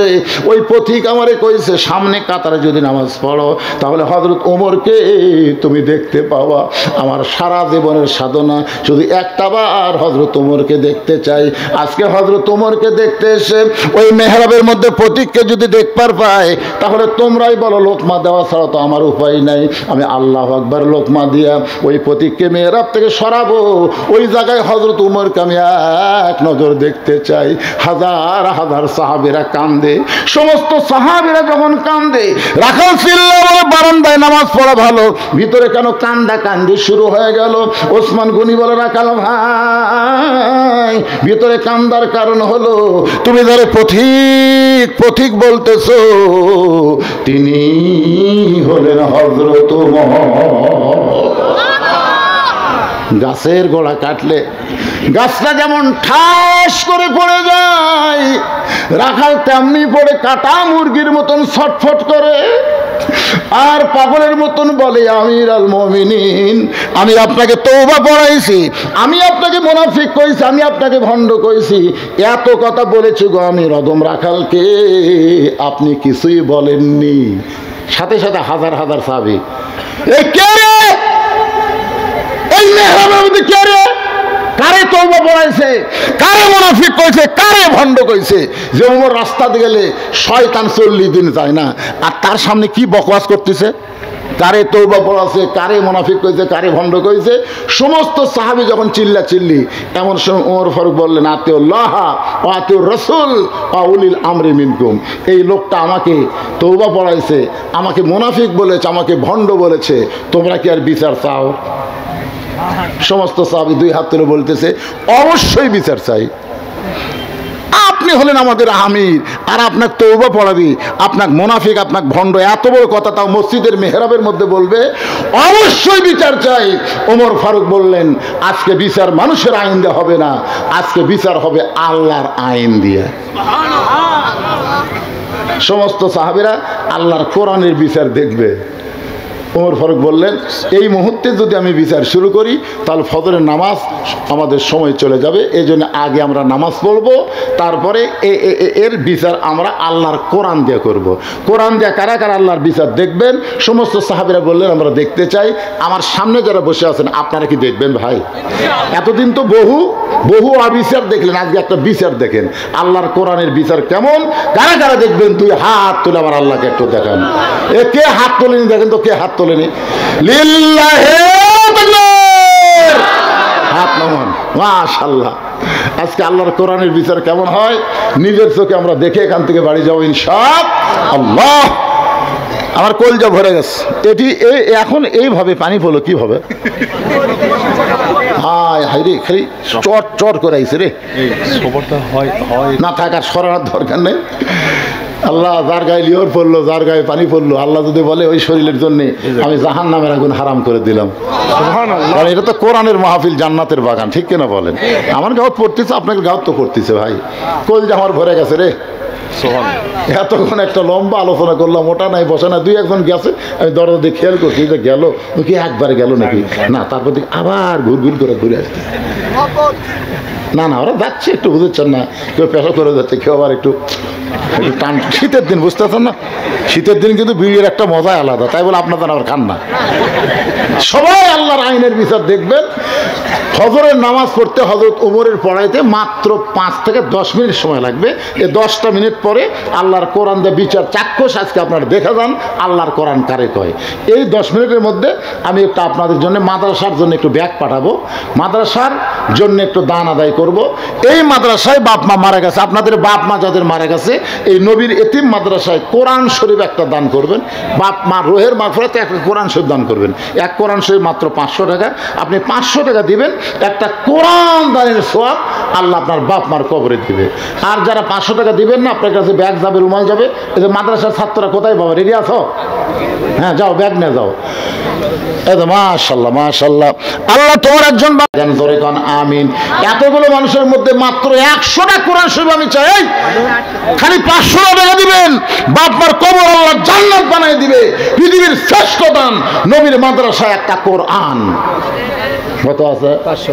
মাশাআল্লাহ, আল্লাহ তোমার আরেকজন বান্দা কোরআন শরীফ বাবদ 500 টাকা দান করেছে। আল্লাহ আল্লাহ কোরআন সবচাইতে বড় দান, আল্লাহ কবুল করে নেন। বাপমা যদি কবরে যায় এই দানের উসিলায় কবরকে জান্নাতের টুকরা বানান। আর একটা কোরআন শরীফ বাবদ 500 টাকা পাওয়া গেছে, আল্লাহ কবুল করেন। পিতামাতা যেন সুস্থ থাকে, সুস্থতার জন্য 200 টাকা দান করছে, আল্লাহ দানকে কবুল করেন। কত আছে? 10,000। মডার্ন ক্লিনিক এবং ডায়াগনস্টিক সেন্টার কোন জায়গাতে? শেরপুর, ওই বউড়া শেরপুর। আচ্ছা রে বাবা, এটি কি আছে আপনার? ও বাবা, ডাঁটের জামাই রে। 20টা কোরআন শরীফ বাবদ 10,000 টাকা করে বলেন মারহাবা। আল্লাহ তার ব্যবসার মধ্যে বরকত দিও। আপনজন যারা কবরে গেছে আল্লাহ তাদের কবরকে জান্নাতের টুকরা বানাও। জোরে বল আমিন। কোরআন শরীফের বিচার দেখবার চাই, কেউ যদি উঠে যায় আল্লাহ ওই যেন প্যারালাইসিস হয়ে মরে। আল্লাহ এখনই হাত তুলেছে, না দেখে চলে যাবেন, 2টা পাও প্যারালাইসিস হবে, কাইন্দা মরবেন, আর হাঁটতে পারবেন না। ভাই দিচ্ছি আদায় 10 মিনিট ধরে কর্ম, তো অসুবিধা কি? ও তবারক আছে, আকর্ষণ। হায় হায় হায় হায় রে, আপনাদের জন্য আবার তবারক আছে, মাথায় লস্ত। এত লোক তবারক দিবেন ইনশাআল্লাহ। সবার জন্য তবারক মানে বিরিয়ানি আছে, বিরিয়ানি নিচ্ছি বাবা। মেয়ে মারা গেছে, মেয়ের জন্য 2টা কোরআন শরীফ বাবদ 1000 টাকা দান করেছে, আল্লাহ কবুল করেন। জি আমার মায়ের বয়স হবে 115 বছর। আরে মায়ের বয়স বাঁচা আছে, মায়ের জন্য দোয়া চাই। 6টা কোরআন শরীফ বাবদ 3000 টাকা দান করেছে আমার এই ভাই। 115 বছর মায়ের বয়স, এখনো জীবিত আছে। আল্লাহ মাকে আরো হায়াত দাও, সুস্থতা দান করে বলে জানাবে। মায়ের মতো আপন কেহ নাই রে দুনিয়ায়, মা জননী নাই রে যাহার, মা জননী নাই রে যাহার, এই দুনিয়ায় তাহার কেহ নাই। মায়ের মতো আপন কেহ নাই রে দুনিয়ায়। কে বাবা, বাচ্চারা ব্যাগ লেগে ঘুরতেছে রে, আমার মা বোনদের মধ্যে যাবা, মা বোনেরা অনেক টাকা দান করবে। তার জন্য বাপ মার জন্য 2000 টাকা, মানে 4টা কোরআন শরীফ বাবদ করছে দান। আল্লাহ দানকে কবুল করে নিয়ে। বাপ মা 2 জনে মারা গেছে, এই বয়সে বাপ মা হারাতে। আরে 4 বছর হলো বাপ মা 2 জন। আমার মা মারা গেছে গত বছর 23 সালের 25 ডিসেম্বর। আজকে তো এই সাল শেষ, আজকে 24 সালও শেষ হয়ে গেল, 1 বছর হয়ে গেল। আর 18 সালে আমার মা মারা গেছে। আমার ভাইজান বাপ মার জন্য 4টা কোরআন শরীফ বাবদ 2000 টাকা দান করে। চল, আপনার বাপ মা বেঁচে আছে? আল্লাহর রাস্তায় দান করে। বাপ মা বেঁচে আছে? মারা গেছে। বাপ মার রোহের মাগফিরাতে আল্লাহ বাপ মার কবরকে জান্নাতের টুকরা বানায় দেন। কোরআন শরীফ বাবদ 500 টাকা দান করেছে, আল্লাহ কবুল করেন। আল্লাহুম্মা আমিন। যার পকেটে টাকা আছে বুঝলেন, তার কাছে আমার দাবি আছে। টাকা না থাকলে দাবি নেই। একটা কোরআন শরীফ দান করে পারলেন না আপনি? একটা কোরআন শরীফ এই নবীর এতিম মাদ্রাসায়, আহা কত বাচ্চারা কোরআন পড়ে, তাদের হাতে একটা কোরআন শরীফ দিবেন। কোরআন না দেন, 500 টাকা দিলেই তো একটা কোরআন দানের সব হয়ে গেল। আজকের মাহফিলের সম্মানিত সভাপতি সাহেব বাপ মার রোহের মাগফিরাতে 2টা কোরআন শরীফ বাবদ 1000 টাকা দান করেছে। আল্লাহ বাপ মার কবরকে জান্নাতের টুকরা বানায় দেন। জোরে বলি আমিন, জোরে বলি আল্লাহুম্মা আমিন। আচ্ছা, আপনারা যে আলু লাগান না, আলু আলু এটা কি বাকি নেন না আপনারা মাদেশের হুজুর কুটিরা? বাকি নেন না? বাকি আলু ধান এগুলা বাকি আদায় হয়? হয়, স্লিপ দেওয়া আছে। মাত্র ছাত্ররা স্লিপ আছে তোমাদের কাছে? আলু আলু যারা দেবেন লিখে দেন, লিখে দেন আলু ধান এগুলো লিখে দেন। দেন আল্লাহ বরকত দিবে রে, ঘুগরি ধরবি না। মনে করতেছেন আলু সেই গাছ আছে, সমানে ওষুধ মারতেছেন, তুলবার দেখেন সব খালি দাগড়া দাগড়া, বেশ খালি ওই আলু কেলে তেল তেল আলু দানো হয়। আর সদকা তো তারুদ্দুল বালা, দান সদকা করলে আল্লাহ বালা মুসিবতকে দূর করে দেয়। যত লম্বা হিসাব শুনলাম মনে করছিলাম মাদ্রাসার বোন হয় আয় আছে, পরে দেখা গেল লস লস। এত টাকা, অনেক টাকার পরেও মাদ্রাসার লস থাকলো, লসটা আপনার পুষাই দেন। এতে প্রায় অনেক লোকের যেন একটা হালখাতার ব্যবস্থা করছেন, কিছু আদায় হচ্ছে, ওদের খিলালেন দাঁত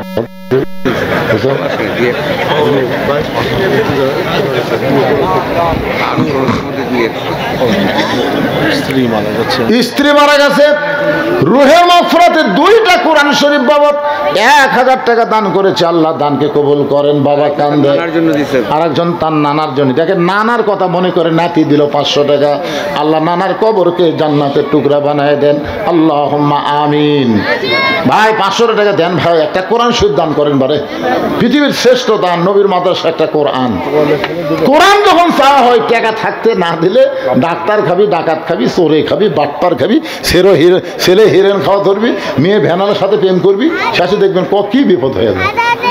এদে দেখি এদে দে, এই দেখেন এদের ছোট্ট মানুষ এদে দে করতেছে। তোমার নানার জন্য দোয়া তুলবেন? কথাই ফোটেনি, নানার জন্য দোয়া তুলবেন। ঠিক আছে, বুঝতে পারছি, যাও তুমি নানার যোগ্য নাকি। নানার কবরকে আল্লাহ জান্নাতের টুকরা বানায় দেখ, জোরে গান আমিন। একটু জিকির করে লা ইলাহা ইল্লাল্লাহ, লা ইলাহা ইল্লাল্লাহ, লা ইলাহা ইল্লাল্লাহ, লা ইলাহা ইল্লাল্লাহ মুহাম্মাদুর রাসূলুল্লাহ।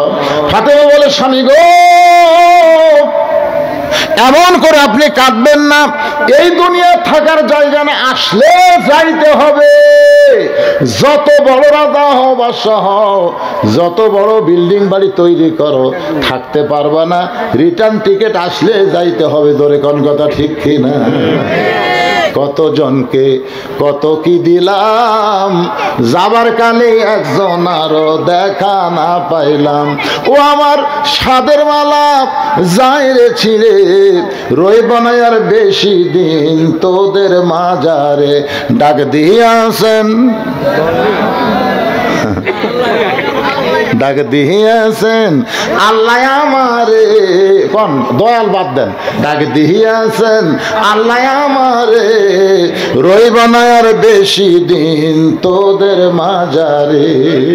চলতে পথে 2 দিন থামিলাম, কয়দিন মনে করতেছেন হায় হায় আচ্ছা যাবো না রে, বসছি আর নামবো না রে, কি মশান দিয়ে আচ্ছা আর যাবো না। কি কোন যাবেন না? কতক্ষণ যাবেন না? আল্লাহ বলেছেন যাও, তোমাদের যাওয়াতে কোনো চিন্তা নাই। ওয়ালা তামুতুন্না ইল্লা ওয়া আনতুম মুসলিমুন। মুসলমান হয়ে যদি যাবার পারো, দুনিয়ার মানুষ তোমাকে কবরে দিতে দেরি হবে, কিন্তু তোমাকে জান্নাতে নিতে আমার কোনো দেরি হবে না। মৃত্যু নামক যানবাহনের পিঠে চড়ে কবর নামক জান্নাতের দরজা দিয়া প্রত্যেকটা মুসলমান জান্নাতে চলে যাবে। ওগো স্বামী, আমি ফাতেমা দুনিয়া থেকে বিদায় নেওয়ার পরে আমার 3টা চাওয়া পুরো করবেন। ও মায়েরা যারা পর্দার অন্তরালে মনোযোগ দিয়ে শোনেন, 1 নম্বর চাওয়া হলো রাতের অন্ধকারে আমাকে দাফন করবেন। দিনের বেলা যদি কবর দেন তাহলে দুনিয়ার মানুষ আমার কবরের খবর জানবে। ফাতেমার কবর লম্বা কতটুকু, তাহলে ফাতেমা এতটুকু লম্বা ছিল। আমার কবরটা আপনি গোপনে দেবেন, দুনিয়ার কোনো মানুষ যেন জানতে না পারে। আমার 2 নম্বর চাওয়া হলো আমার কোনো জানাজার ব্যবস্থা আপনি আপনি করবেন না, আমার কোনো জানাজার ব্যবস্থা করবেন না। 3 নম্বর চাওয়া হলো আমার লাশটা খাটনিতে তুলবেন না, কারণ 4 জন পুরুষ মানুষ খাটনি কান্দে নেবে। আমি হিসাব করে দেখলাম এমন পুরুষ দুনিয়াতে নাই। ফাতেমার ওজন দুনিয়ার পুরুষ বুঝবে কেন? আমার বাবা যদি দুনিয়াতে থাকতো, মরা মেয়ের লাশের খাটনি বাবা কান্দে নিবার পারতো। আমার হাসান হোসেন যদি বড় হইতো, মায়ের লাশের খাটনি কান্দে নিবার পারতো। 6 মাস আগে আমার বাবা দুনিয়া থেকে বিদায় নিয়েছে। আমার হাসান হোসেন এত ছোট, আপনি শুধু কান্দে করে জান্নাতুল বাকির পূর্ব কোণায় সবুজ রঙের একটা বাতি জ্বলবে, ওই বাতি বরাবর আমাকে দাফন করবেন। হযরত আলী ফাতেমাকে দাফন করার পর আল্লাহর কাছে কান্দের বলে, আল্লাহ আমার ফাতেমাকে কবুল করে নাও, পর্দা নিশে ফাতেমাকে আল্লাহ তুমি কবুল করে নাও। এই দোয়া করতে দেরি, তাকায় দেখে সামনে কয়েকটা পুরাতন কবর দেখা যায়। এই মাত্র ফাতেমার কবর, সেই নতুন কবরের আলী খুঁজে পায় না। গোটা জান্নাতুল বাকি দৌড়ে আর বলে ফাতেমার কবর, ফাতেমার কবর। কে জানো বলে আলী রে। ফাতেমা পর্দানিশি, আমি আল্লাহ জহুরা ডিগ্রি দিয়া ফাতেমার কবরটাকে কিয়ামত পর্যন্ত পর্দা করে দিয়েছি। আমার মায়েরা যারা পর্দার অন্তর আছেন, মা আপনাদের 1 নম্বর নেক আমল হলো পর্দা। এই পর্দার মধ্যে থাকবেন। আমল যদি কম হয়, পর্দার মধ্যে থাকার কারণে আল্লাহ ফাতেমার সঙ্গে আপনাদের জান্নাত দিয়ে দিবে। ফজরের নামাজ শেষ হয়ে গেছে, সমস্ত সাহাবীরা আল্লাহর কোরআনের বিচার দেখবে। ইন্নাল্লাহা ইয়ামুরুকুম আন তুআদ্দুল আমানাতি ইলা আহলিহা ওয়া ইযা হাকামতুম বাইনান নাস আন তাহকুমু বিল আদল। সুবহানাল্লাহ বলেন। সুবহানাল্লাহ। কার বিচার? আল্লাহর কোরআনের বিচার। আর আমাদের বাংলাদেশের বিচারের খবর জানেন? জানেন? 6 বছর আম বাগানে চাষ করছে, জ্যৈষ্ঠ মাসে দেখতে গেছে আম পাকছে কিনা। যা দেখে গাছের ডালে বসে ছোট্ট বাচ্চা আম পাড়তেছে আর ব্যাগের মধ্যে তুলতেছে। বাগানের মালিক কয়, আমি খাইনি, আমার পরিবারে কেউ খাইনি, তুই আমার গাছে আম পাড়তেছিস, তোর বাপক যা বিচার দেবো রে, তোর বাপক বিচার দেবো। ছেলে খালি মুচকে মুচকে হাসে। বাগানের মালিক বলে, হাসিস কেন? বলে, আমার বাপক কোথায় খুঁজবার যাবেন, আমার বাবাও আর এক গাছে চড়ছে। বাগানের মালিক তাকে দেখে, ওর বাপ খালি আম পাড়ে আর বস্তা ভরাই, গাছের নিচে বসে কান্দের বলে, আল্লাহ বিচার দিব কার কাছে? বেটাও চোর, বাপও চোর।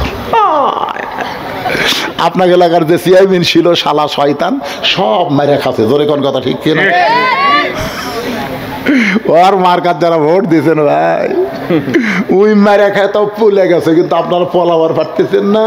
হাসরের ময়দানে দেখবেন আপনি একটা ভালো মানুষ, 5 ওয়াক্ত নামাজ পড়েন, কিন্তু ওর মার্কাত ভোট দেওয়ার কারণে আপনার আমল নামাত গম চোর, সিমেন্ট চোর, রড চোর, প্রকল্প চোর, সাদা। আপনি কবেন, আল্লাহ আমি তো এগুলো জীবনে করিনি, তুই ভোট দিত কাক? চোর একলাই ভোট পায়, চেয়ারম্যান হয়ে চুরি করছে, তুই মাপ পাবো। এই জন্য জায়গা মতো সিল মারবো। তোর এখন কথা ঠিক না? কারণ মাদ্রাসার জন্য জায়গা নির্ধারণ করে গাছ কাটা হয়েছে, সেই গাছ নিয়ে গেছে। হাই হাই, আর বুঝবি ঠেলা বাবা, আসবি না কোনো দিন। শাহরাজ নামে একজন কোরআন শরীফ দিচ্ছে ডাইরেক্ট। কে? শাহরাজ একজন ডাইরেক্ট কোরআন শরীফ। আচ্ছা, ডাইরেক্ট একজন কোরআন শরীফ দিচ্ছে। আল্লাহ যে নিয়তি দিচ্ছে আল্লাহ কবুল করুক। ধরে কোন আমি তো আয়াতে কারিমা তেলাওয়াত করলেন, বুঝবার পারছেন? আরেকবার পড়ি। ইন্নাল্লাহা ইয়ামুরুকুম আন তুআদ্দুল আমানাতি ইলা আহলিহা ওয়া ইযা হাকামতুম বাইনান নাস আন তাহকুমু বিল আদল। মনে করে নাঙ্গল দিয়ে চাষ করে ধান আবাদ করছে, ধান আবাদ করে এখন নৌকাত করে ধান নিয়ে যাচ্ছে, ওই পারে যায় ধানগুলা ম্যাপে বেচা লাগবি। এখন আপনারা বলেন তো কি লাগবি? সেটা খালি পল্লা কোন জায়গাত আছে রে? পল্লার সাথে একটা ডাঁড়ি নাই, ডাঁড়ি পল্লা বলতে আপনার কোন জায়গাত লাগে? আরো জোরে, জোরসে বলুন, জোর হলো না, আরো জোরে।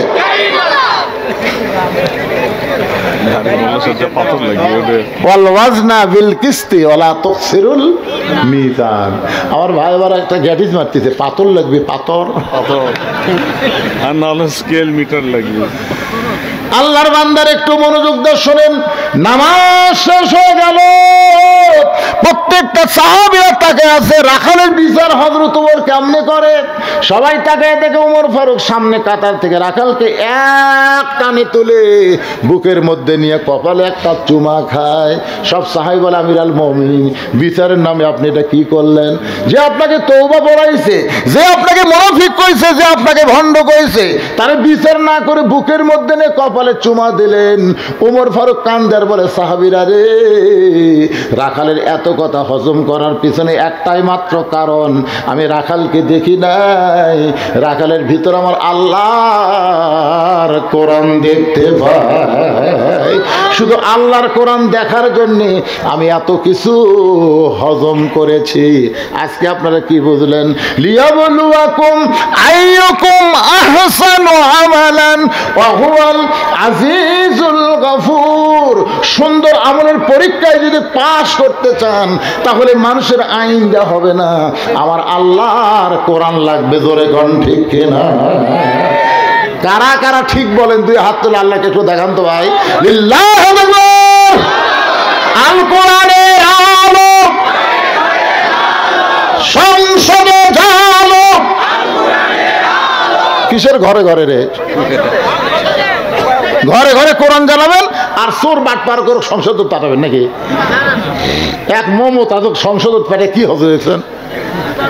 এক মমতার সংসদ যায় সমস্ত মৌলবীর বিরুদ্ধে, সব মৌলবী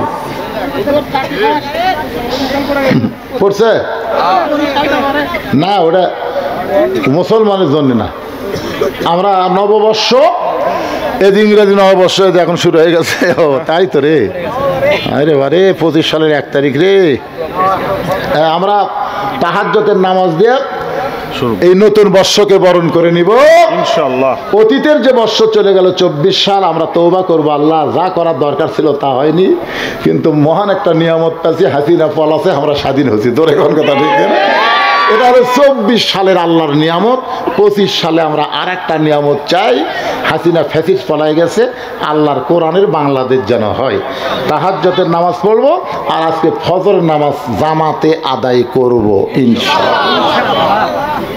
কারা কারা ফজর নামাজ পড়বেন না দেখে হাত তোলেন তো। না যারা পড়বেন না এই শোনেন, এই শোনেন, আজকে কিন্তু বছরের শুরু ভাই রে। আজকে যদি খালি ফজরটা পড়বার পারে না, আল্লাহ সারা বছরের জন্য আল্লাহ আপনাকে নামাজের মধ্যে নাম লিখে দিবে। আমরা নতুন বর্ষ এইভাবে পালন করব, কোনো গান না, বাজনা না, ঢোক ঢাক না। কথাটা বুঝলেন না? আমরা মুসলমানের বাচ্চা, মুসলমানের সন্তান, আল্লাহর শুকরিয়া আদায় করে আমরা নতুন বর্ষকে উদযাপন করতে চাই। আল্লাহ যেন তৌফিক দেয়। জোরে কোন আমিন। বাবা ভাই সবাই মারা গেছে, রোহের মাগফিরাতে 400 টাকা দান করে, চল 500 দিয়েছেন, 500 টাকা কোরআন শরীফ বাবা দান করেছে। আল্লাহ সকলের কবরকে জান্নাতের টুকরা বানান। ধরে কোন আমিন। ইস্তেগফার পড়েন, মোনাজাতের পরে আপনাদের জন্য কিন্তু তবারক আছে, বুঝলেন? খালি খালি দান যায় না, তবারকের ব্যবস্থা আছে। আস্তাগফিরুল্লাহ রব্বি মিন কুল্লি জামবি ওয়া তুবু ইলাইহি, আস্তাগফিরুল্লাহ রব্বি মিন কুল্লি জামবি ওয়া তুবু ইলাইহি, আস্তাগফিরুল্লাহ রব্বি মিন কুল্লি জামবি ওয়া তুবু ইলাইহি, লা হাওলা ওয়ালা কুওয়াতা ইল্লা বিল্লাহিল আলিয়্যিল আযীম। আপনারা কি কিছু বলবেন? না, দোয়া করে দেব। আল্লাহুম্মা আমিন। আল্লাহ 24 সালে ওয়াজ শুরু করেছিলাম, 25 সালে এসে মোনাজাত শুরু করলাম। মাবুদ মাওলা একটা বছর আমাদের মাঝ থেকে বিদায় হয়ে নতুন আর একটা বছর শুরু হয়ে গেল। আল্লাহ তোমার বান্দারা বান্দিরা আরামের বাড়ি ঘুমকে বাদ দিয়া কত কষ্ট করে এই জান্নাতের বাগানে বসে বসে কোরআন হাদিসের আলোচনা শোনার পরে আমি গুনাহগারের সঙ্গে রহমতের দরজায় ফকির হয়ে দোকানা হাত তুলেছি। আল্লাহ মেহেরবানি করে আজকের মাহফিল আমাদের সকলের হেদায়েতের জন্য, নাজাতের জন্য, জান্নাতের জন্য কবুল করো। এই মাহফিলের শুরু থেকে শেষ পর্যন্ত যত আলোচনা হয়েছে আল্লাহ, এর মধ্যে যদি ত্রুটি হয়, ভুল হয়, মাফ করে দিও। এর যা হাদিয়া মঞ্জুর করো সোনার মদিনায় নবী পাকের রওজা মোবারক আল্লাহ কবুল করো।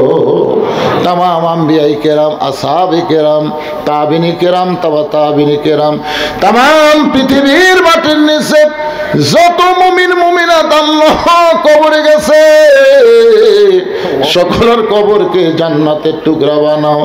আমরা যারা হাত তুলেছি আমাদের জনম দুঃখনি মা মা যাদের কবরে গেছে আল্লাহ, ছোট্ট একটা শব্দ হলো মা, এ নামের মধ্যে কি মধু আছে যাদের মা নাই তারাই বুঝতেছে। এই দরদের মা যাদের কবরে গেছে আল্লাহ মায়ের কবর জান্নাতের টুকরা বানায় দাও। বাবার বাড়ি ঘর সবই আছে, আমি সহ আমরা যারা বাবা হারে এতিম হয়ে গেছি আল্লাহ মেহেরবানি করে বাবার কবরটাকে জান্নাতের টুকরা বানায় দাও আল্লাহ। আমাদের দাদা দাদি নানা নানি আত্মীয় স্বজন শ্বশুর শাশুড়ি যাদের কবরে গেছে আল্লাহ কবরবাসীদের মাফ করে দাও আল্লাহ। এই বিয়ারহাট আশরাফুল উলুম হাফেজ মাদ্রাসাকে কিয়ামত পর্যন্ত আল্লাহ তুমি কবুল করো। এই মাদ্রাসার জায়গা জমি মাদ্রাসা তৈরি করতে যাচ্ছে এখনো যারা আছে আর যারা অন্ধকার কবরে চলে গেছে আল্লাহ আল্লাহ যারা মাদ্রাসার হিতাকাঙ্ক্ষী হয়ে কবরে চলে গেছে তাদের কবরকে জান্নাতের টুকরা বানাও। এখনো যারা জীবিত আছে মাদ্রাসা ওসিলায় তাদেরকে পুরোপুরি নবীর উম্মত হিসাবে কবুল করে নাও আল্লাহ। মাদ্রাসার ম্যানেজিং কমিটির সভাপতি, মাদ্রাসার সহসভাপতি, মাদ্রাসার সেক্রেটারি, মাদ্রাসার ক্যাশিয়ার, মাদ্রাসার সদস্য, মাদ্রাসার মুহতামি, মাদ্রাসার তালবে ইলম, মাদ্রাসার ওস্তাদ যার মাথায় পাগড়ি দেওয়া হলো আল্লাহ সকলকে তুমি কবুল করো আল্লাহ। এই মাদ্রাসাকে মহব্বত করে নগদে বাকিতে যারা দান করেছে আল্লাহ সব দানগুলোকে জান্নাতের বিনিময় হিসাবে কবুল করে নাও আল্লাহ। আল্লাহ আমার মা বোনেরা পর্দার অন্তরালে বসে বসে শুনেছে আবিদা সালেহা পর্দানকে কবুল করে মা ফাতেমার চরিত্র দান করে দাও। আমাদের মধ্যে আমরা যারা অসুস্থ আছে আল্লাহ সুস্থতার নিয়ামত দান করো। 24 সালের 5 আগস্টে আমাদের বাংলাদেশ আবার দ্বিতীয়বার স্বাধীন হয়েছে। এই স্বাধীনতার জন্য 2000-এর বেশি ছাত্র জনতা জীবন দিয়েছে আল্লাহ তাদের সকলকে শাহাদত হিসাবে কবুল করে দাও আল্লাহ। যারা হাসপাতালে আছে অসুস্থ অবস্থায় পঙ্গু হয়ে আল্লাহ তাদের সকলের প্রতি খাস রহমত নাজিল করো আল্লাহ। 25 সাল পড়ে গেল আল্লাহ কি করলাম 24 সালে আমরা জানি না আল্লাহ।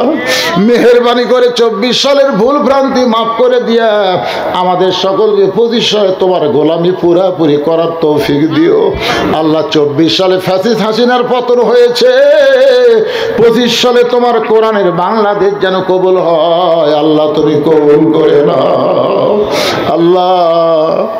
আল্লাহ সবাইকে তুমি মাফ করে দাও আল্লাহ।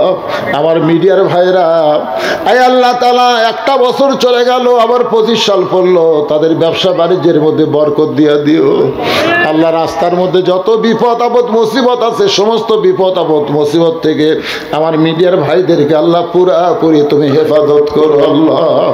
আয় আল্লাহ তাআলা আমি গুনাহগার বলে দোয়া ফিরাই দিও না আল্লাহ। আজকের মাহফিলের সম্মানিত সভাপতি, সহসভাপতি, প্রধান অতিথি, বিশেষ অতিথিদের আল্লাহ তুমি কবুল করো।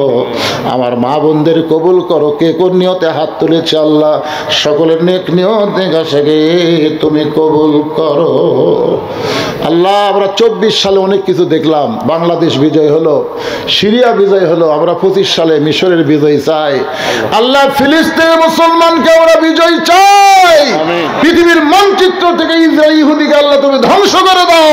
তোমার বাইতুল মুকাদ্দাস মুসলমানকে তুমি ফিরিয়ে দাও আল্লাহ। আল্লাহ আমাদের সকলের দোয়াকে তুমি কবুল করো আল্লাহ। একটা মিনিট একটু নিজের চোখটাকে বন্ধ করে মাথা নিচু করে সবাই বলেন কত মানুষের জানাজার নামাজ আমরা পড়েছি, এই 2 হাত দিয়ে কত কবরে মাটি দিয়েছি। একদিন আমরা সবাই মরে যাব, যেদিন আমাদের মৃত্যু হবে দিনটা যেন জুমার দিন হয়, মাসটা যেন রমজান মাস হয়। ইমানের সাথে ইজ্জতের সাথে এই দুনিয়া থেকে বিদায় নেওয়ার সময় আমাদের জবানে তুমি জারি করে দিও লা ইলাহা ইল্লাল্লাহু মুহাম্মাদুর রাসূলুল্লাহ সাল্লাল্লাহু আলাইহি সাল্লাম। আসসালামু আলাইকুম ওয়া রাহমাতুল্লাহ।